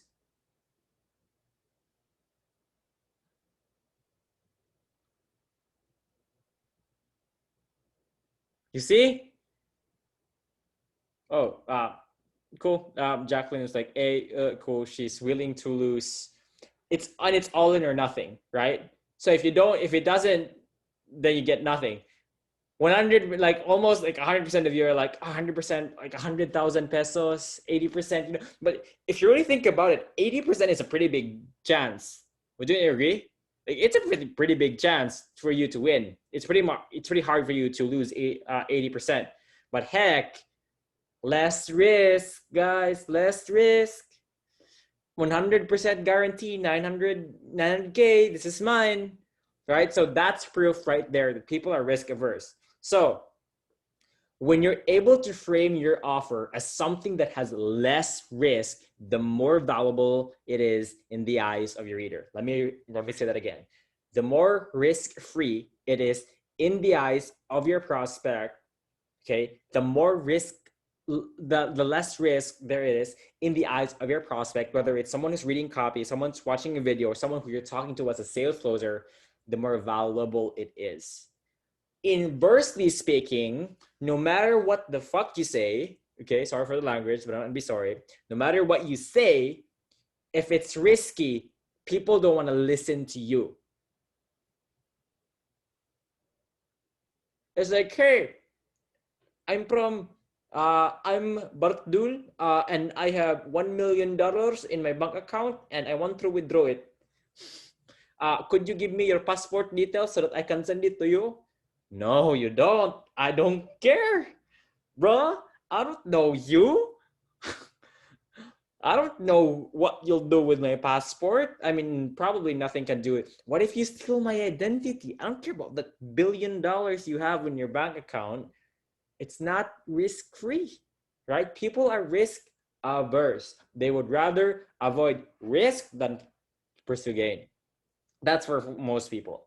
Now, okay, so going back, okay, so here's the key takeaway of SAFE: the less risk. Okay, tattoo these to your brain. Tattoo these to your brain. The less risk you're able to communicate, the less risk your prospect is able to see, or your ability to decrease the risk in the eyes of your prospect. It's called the more valuable it is in the eyes of your reader. Does that make sense? Now, what is a superhero version of safe? It's it's predictable. Predictable communicates that step one, there's a pattern, right? The last time Mr. Kiyosaki predicted a financial crash, it happened. And the time before that, he was also able to X, Y, and Z. And in a few days from now, it's about to happen again. And this time, it's going to be bigger. And Americans are now piggybacking on what might be the biggest financial breakthrough in 2020. Something that's so the Wall Street are scheming up, and now any everyday American is now able to piggyback on it because of the leak information or something like that. Does that make sense for everyone?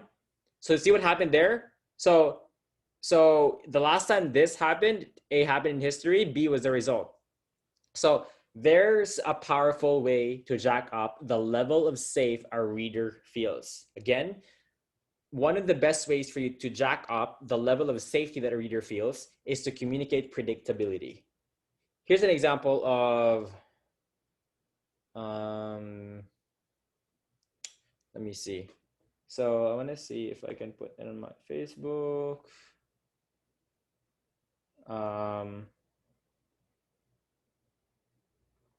Okay, so here's what I did on when I wrote something. Okay, I think here, the entrepreneurial. I wrote an invitation for people on the agency before, and I want to make sure. Okay, here. So can you guys see this? Can you guys see my screen? I think you guys can see my screen, yeah? Now. So what happened here is, if you guys can read, can you guys read this at least?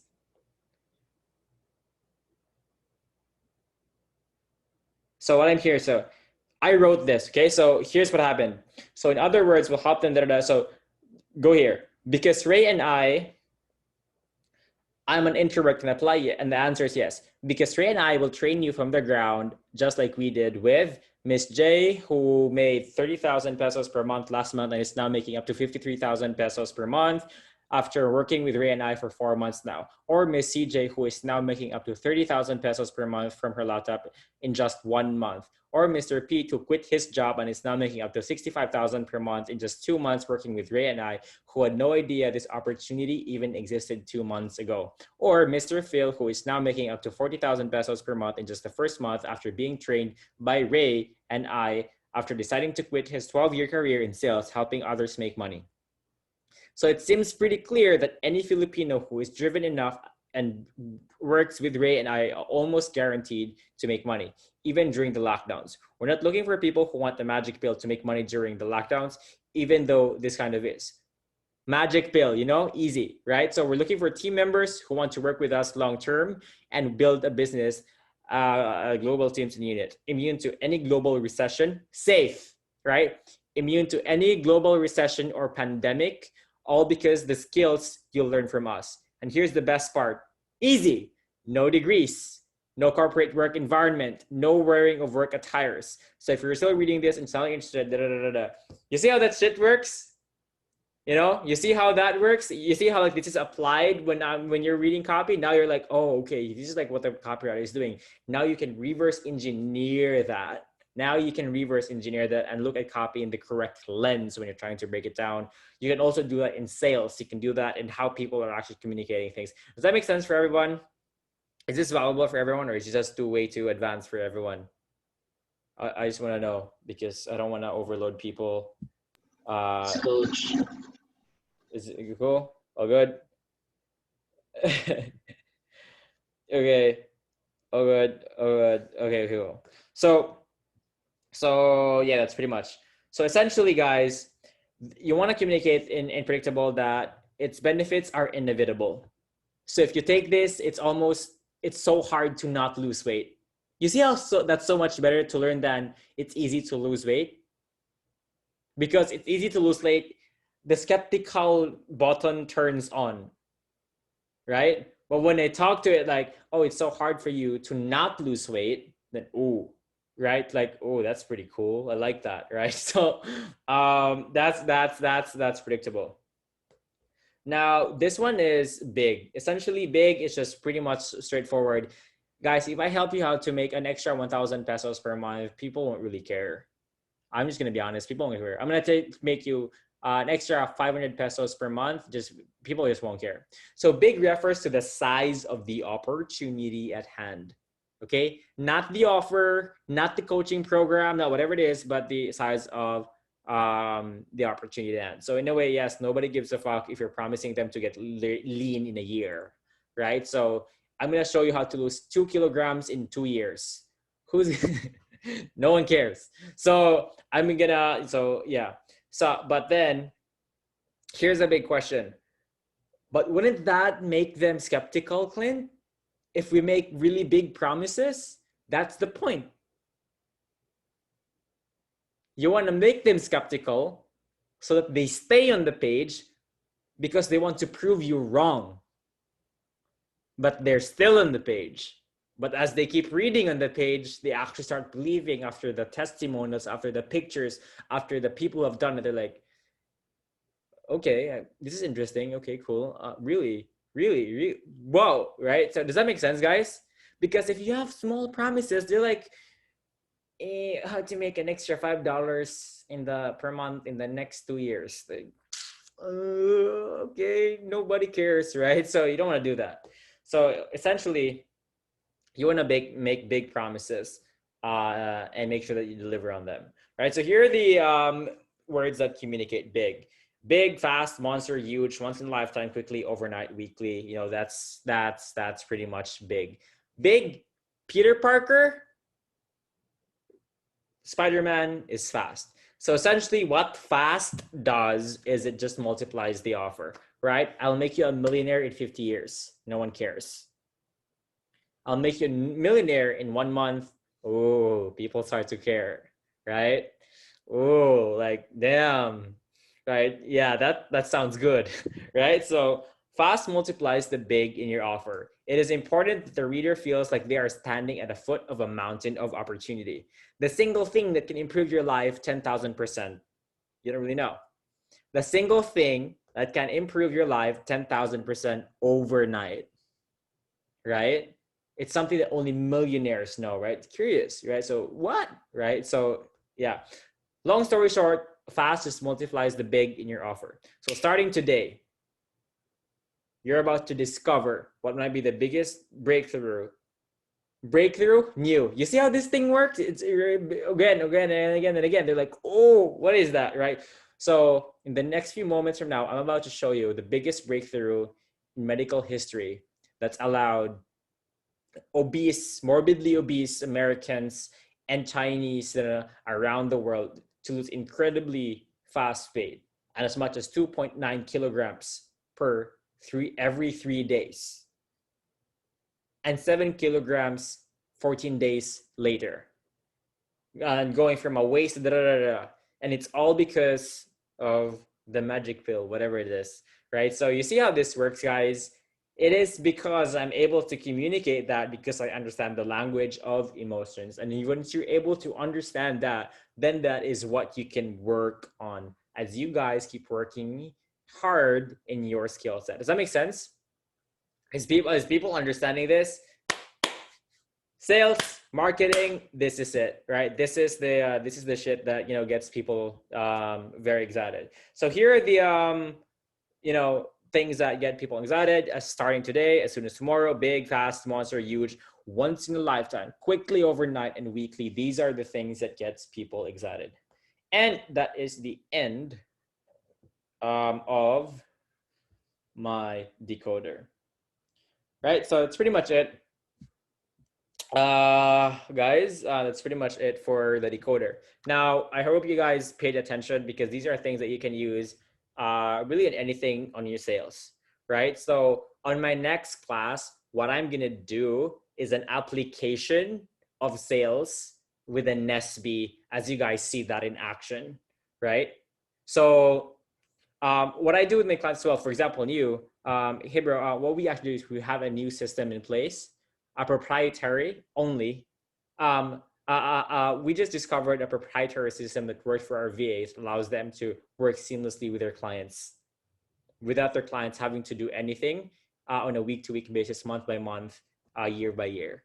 You see how that's, like the clients, what does the clients think, guys? They're like, oh, it's pretty good, right? So I've never heard of this before, right? So like, you see, it just naturally gets you kind of excited, kind of curious, kind of like, what is this? Like, I've never heard of this before, right? And you can call your processes names. You could call it one of the easiest ways to call it is like call it something like the what's different about your social media management? It's the Bermuda triangulation. It's the zebra method. What do you mean? You know how zebras, you don't miss it. When a zebra just goes in the savannah, it's a freaking zebra, right? What our process allows us to create content that stands out like zebras in a savannah full of sheep or whatever it is, or whatever, or lions. Like, ooh, that's interesting. New guys, you see how this works, right? So you see how this works in a sales call and like talk to a client. They're like, oh, this is pretty new. I've never heard of this before. The next thing is safe. And safe, how do you communicate safety? Trust, experience, track record. These are the exact systems and processes that my team members use over the 5 years we've been serving clients, something like that. Oh, it's safe. Oh, coach, what if I don't really have that experience? Oh, these are the exact systems that the top marketers in the world use for the last 7 years. And we found a way to carry it in the fitness niche because you want to sign fitness clients, right? Woo, right? So you see how the things work when you pitch this to clients, clients listen, right? So the thing is, it applies to copywriting, but it applies to sales as well.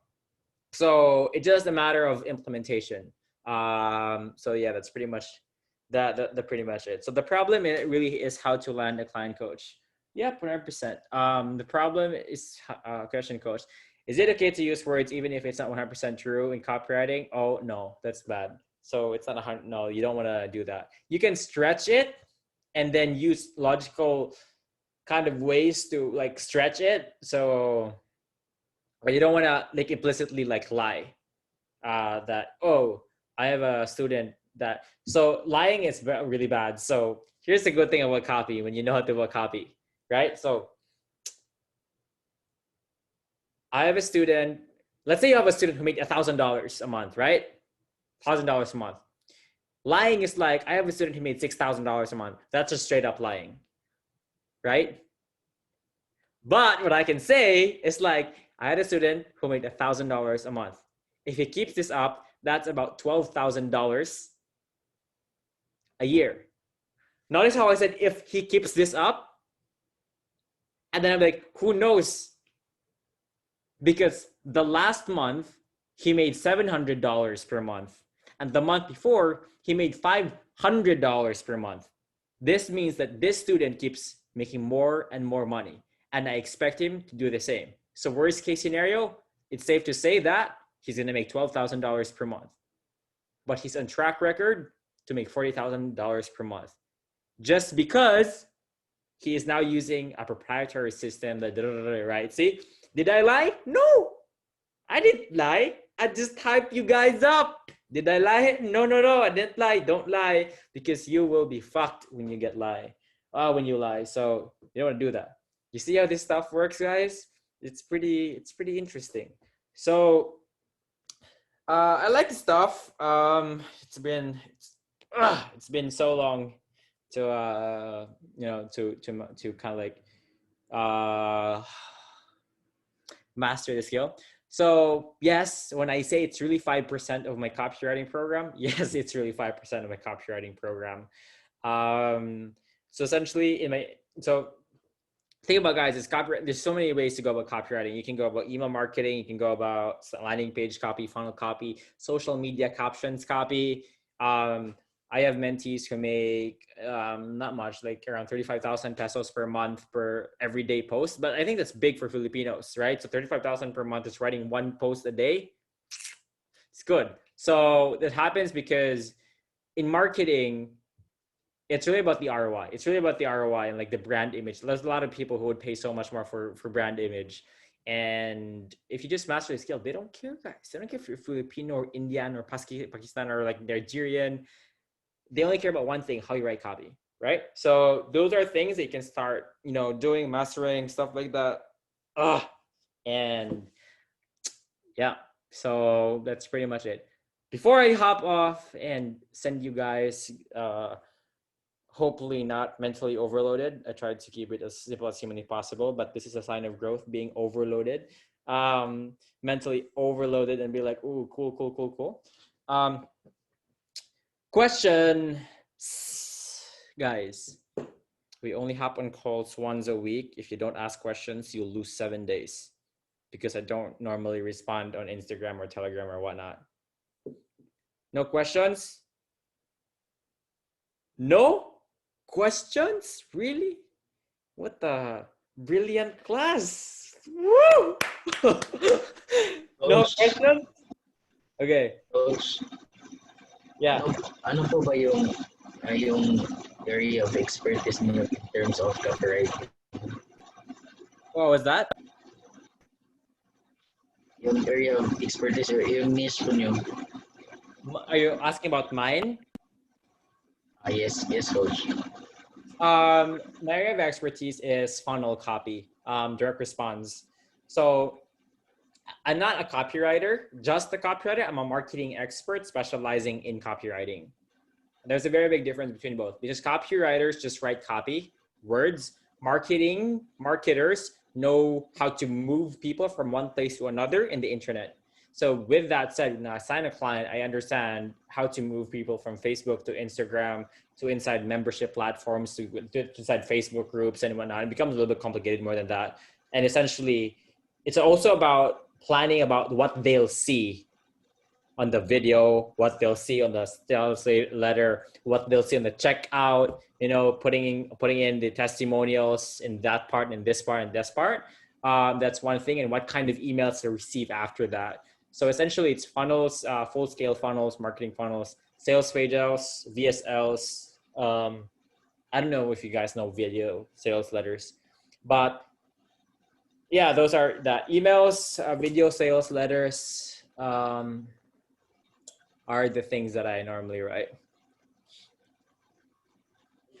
Coach, when it comes po sa pag-ano, ng ilang oras ko kayo nagtatrabaho in a day? Me? 12, maybe 14, because I'm not just a copywriter. I'm actually trying to help my team members as well in their DMs, in sales as well. And I'm like handling 7 team members, so I need to kind of be on the ball for that. I kind of have recordings, but I don't give them anymore after 2 days.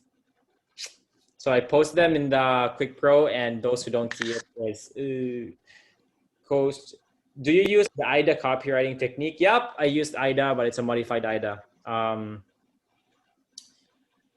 forgot what it's called, but it's still IDA in a way. But yeah, IDA is a very powerful. Coach, your recorded class with Ray Pang last Sunday will be uploaded. No, no, I can't upload that. So that I cannot. Okay, so in copyright, nice. I use it to, yep, it's good. In copywriting, you still have an editor. Depends on the company. So for example, if financial, you'll need a legal team of lawyers to kind of like check the copy, because you want to make sure that you don't want to make claims that are, legality, something about that. So especially like dealing with companies who make millions and billions of dollars per year, you're gonna have to there's a copywriting is a marketing department, and you'll have to pass to the legal department. And when the legal department doesn't like it, they have to get you to change the copy, or they won't approve it, or you'll get sued. And when your companies get sued, like you lose millions of dollars and in fines. You don't want to do that when it gets happening. Oh, Kimberly, how do you know that? For use, useful, urgent, unique, ultra specific. How do you know that? That's pretty cool. That is really cool. Yeah. So that's 100%. You use that on a headline. Yeah. How do you know that, Kimberly? That's pretty cool. Nice. It's good. I think you learned that from Kyle Milligan. I don't know. There's a lot of copywriters out there. Clarification close. So copywriting is not really inventing your own content, but like revising a content made already and make it more unique. That's why it's called copywriting. Am I right? In a way, yeah. But essentially, guys, one way or another, that's the techniques inside copy. But essentially, copywriting is writing words in a way that gets people to feel emotions. It will get them to take the action that whatever you want them to take. Does that make sense for people? I hope that makes sense. But yeah. So any questions for people? Any? Coach. Yeah, go ahead. So I have a question about the NSB. Yep. Go ahead. Can one letter be removed? Like for example, SB only. Can we use that? Like can like take away new? Just use easy, safe, and big, and it still work? That depends on testing. So I can't speak for that. The market will speak for you, depending like what niche that is. But most likely than not, new is the most fundamental. Like it's the most important of all the important emotions, because the moment you can't communicate new in any form of copy, and there's nothing unique about it, it's really not gonna work from experience. So if it's very vague, generic, it's something we've heard before, it's just not gonna work. But I think your question is kind of difficult, because I think you're assuming that all of the NSB kind of have to weave in every sentence. but it depends on like when you're using the copy for and where it's actually being plugged in the marketing funnel, or like what's the use for it. Does that make sense? Did I answer your question? Yeah, that makes sense. Okay, so it's a kind of a package. Yeah, so the Nesby is basically like what you want to communicate in all like sentences of your copy, but it doesn't have to be that all four should be in all sentences. If that makes sense. Yeah. Yeah. Thanks. Yep. Any more questions, ladies and gents? Oh, by the way, for the people who are reaching out to Imelda, I don't know, man. I feel bad about Imelda right now because I think she's becoming too easy. Oh my god. Is it necessary to follow the sequence Nesby, or we can rumble it? Oh, rumble. That's in any order. You guys have a group already. Okay. Interesting. So, Coach, What's up? I have also a question regarding the NSB. Is it Yeah. also applicable? Is it also applicable in all niches? Yeah. It goes in all niches. So the thing about Nesby is that it's a core emotion that humans want. Whether it's a limited edition car, whether it's a limited edition bag, whether it's being a part of an exclusive group in the fitness space, or whatever it is, or whether it's wearing this limited edition shirt, it's applied to everything, or it's a limited edition ticket that gets you at first class. You see how this works? It's the same emotions, but it applies to all niches. Yeah. So yeah, it applies to all niches. You'll see this. So okay, so here's my advice for anyone who wants to become a better copywriter: read good copy. Or watch good copy. So don't skip ads. I mean, so if you skip ads, those ads suck. So it's not your fault. So if there's ads that get you to like really stop, and then like get you to really, oh shit, what is this? I would really read it and break it down. That's my biggest advice for people, like just right off the bat. So yeah, that's what I would do. That's how I did it. Like 70% of the time, what you want to do is read as much copy as humanly possible, because you will start to like kind of like it's like hijacking your brain to get exposed to get good copy, and like, oh, this is like what they do. And I think it's the fastest way to learn copy, rather than reading books about how to get better at copy. It's what took me pretty good. Peng Jun. Oh, okay. Is that? I think it's just the for use that Kimberly was talking about. Yeah, Peng Jun. Yeah, I know Peng Jun. Not personally, but yeah, I know him as a marketer. Yeah. Is there a limit on copywriting, like how long or short it would be? Oh, that's a debate. That's a very big debate. It all comes down to testing. So the thing about copy is like, write it fast, like research slow, write fast, and put it out fast, so you'll see if it works or not. If it doesn't work, then you need to understand like that's an not entirely different conversation on how you want to test length, test headlines, test leads, test the offer. Yeah. What can you say about the ads of Peng Jun, Coach? What do you mean? What I can say? If I like it or not? Probably cool. I think it makes him money. Does it make you stop when you scroll on Facebook, something like that?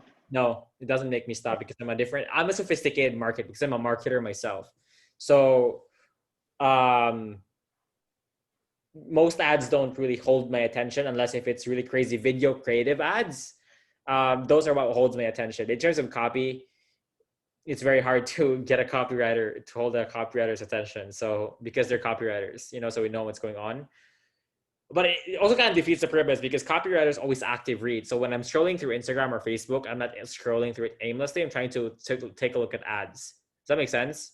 So I'm trying to like scroll up and down, waiting for ads, and then record my screen whenever I think that an ad is good.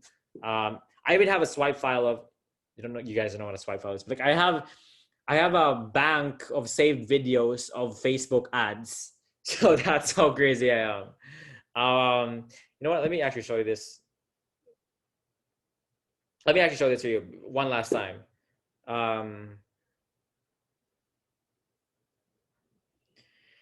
How fast I write copy? I don't know. I don't know how to compare it. Probably it depends on the kind of project, but probably it's RMBC. So here are what I would call a swipe file.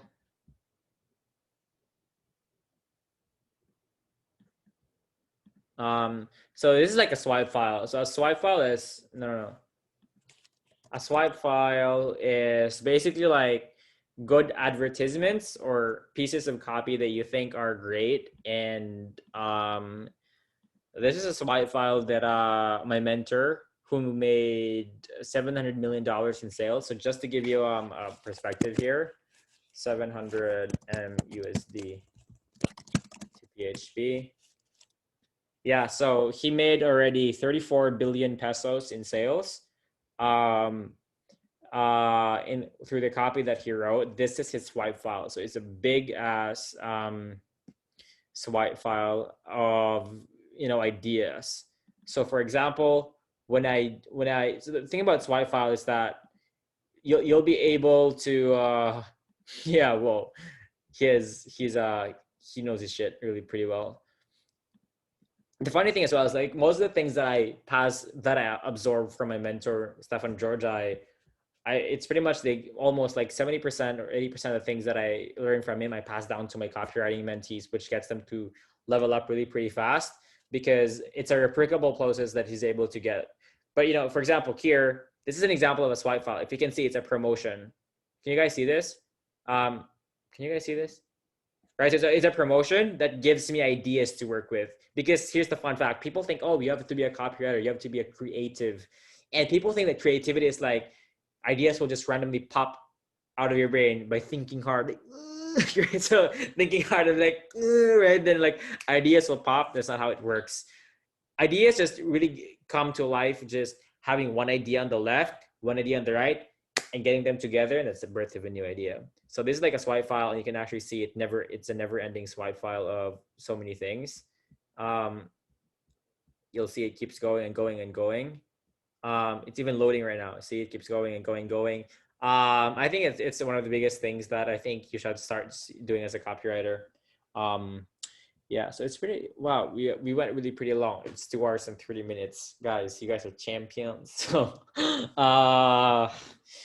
hours and 30 minutes. Coach, I've never been to the dark web. I'm curious. Does dark web sellers use this NSB principles? I have no idea what you're talking about dark web because I have no idea what's inside the dark web as well. I don't even know what the dark web is. So if there's no other questions, I hope you guys had a lot of value from this class. As always, next class, we're going to talk about applications of a lot of things. And yeah, I hope you guys had an amazing 2 hours, 30 minutes with me.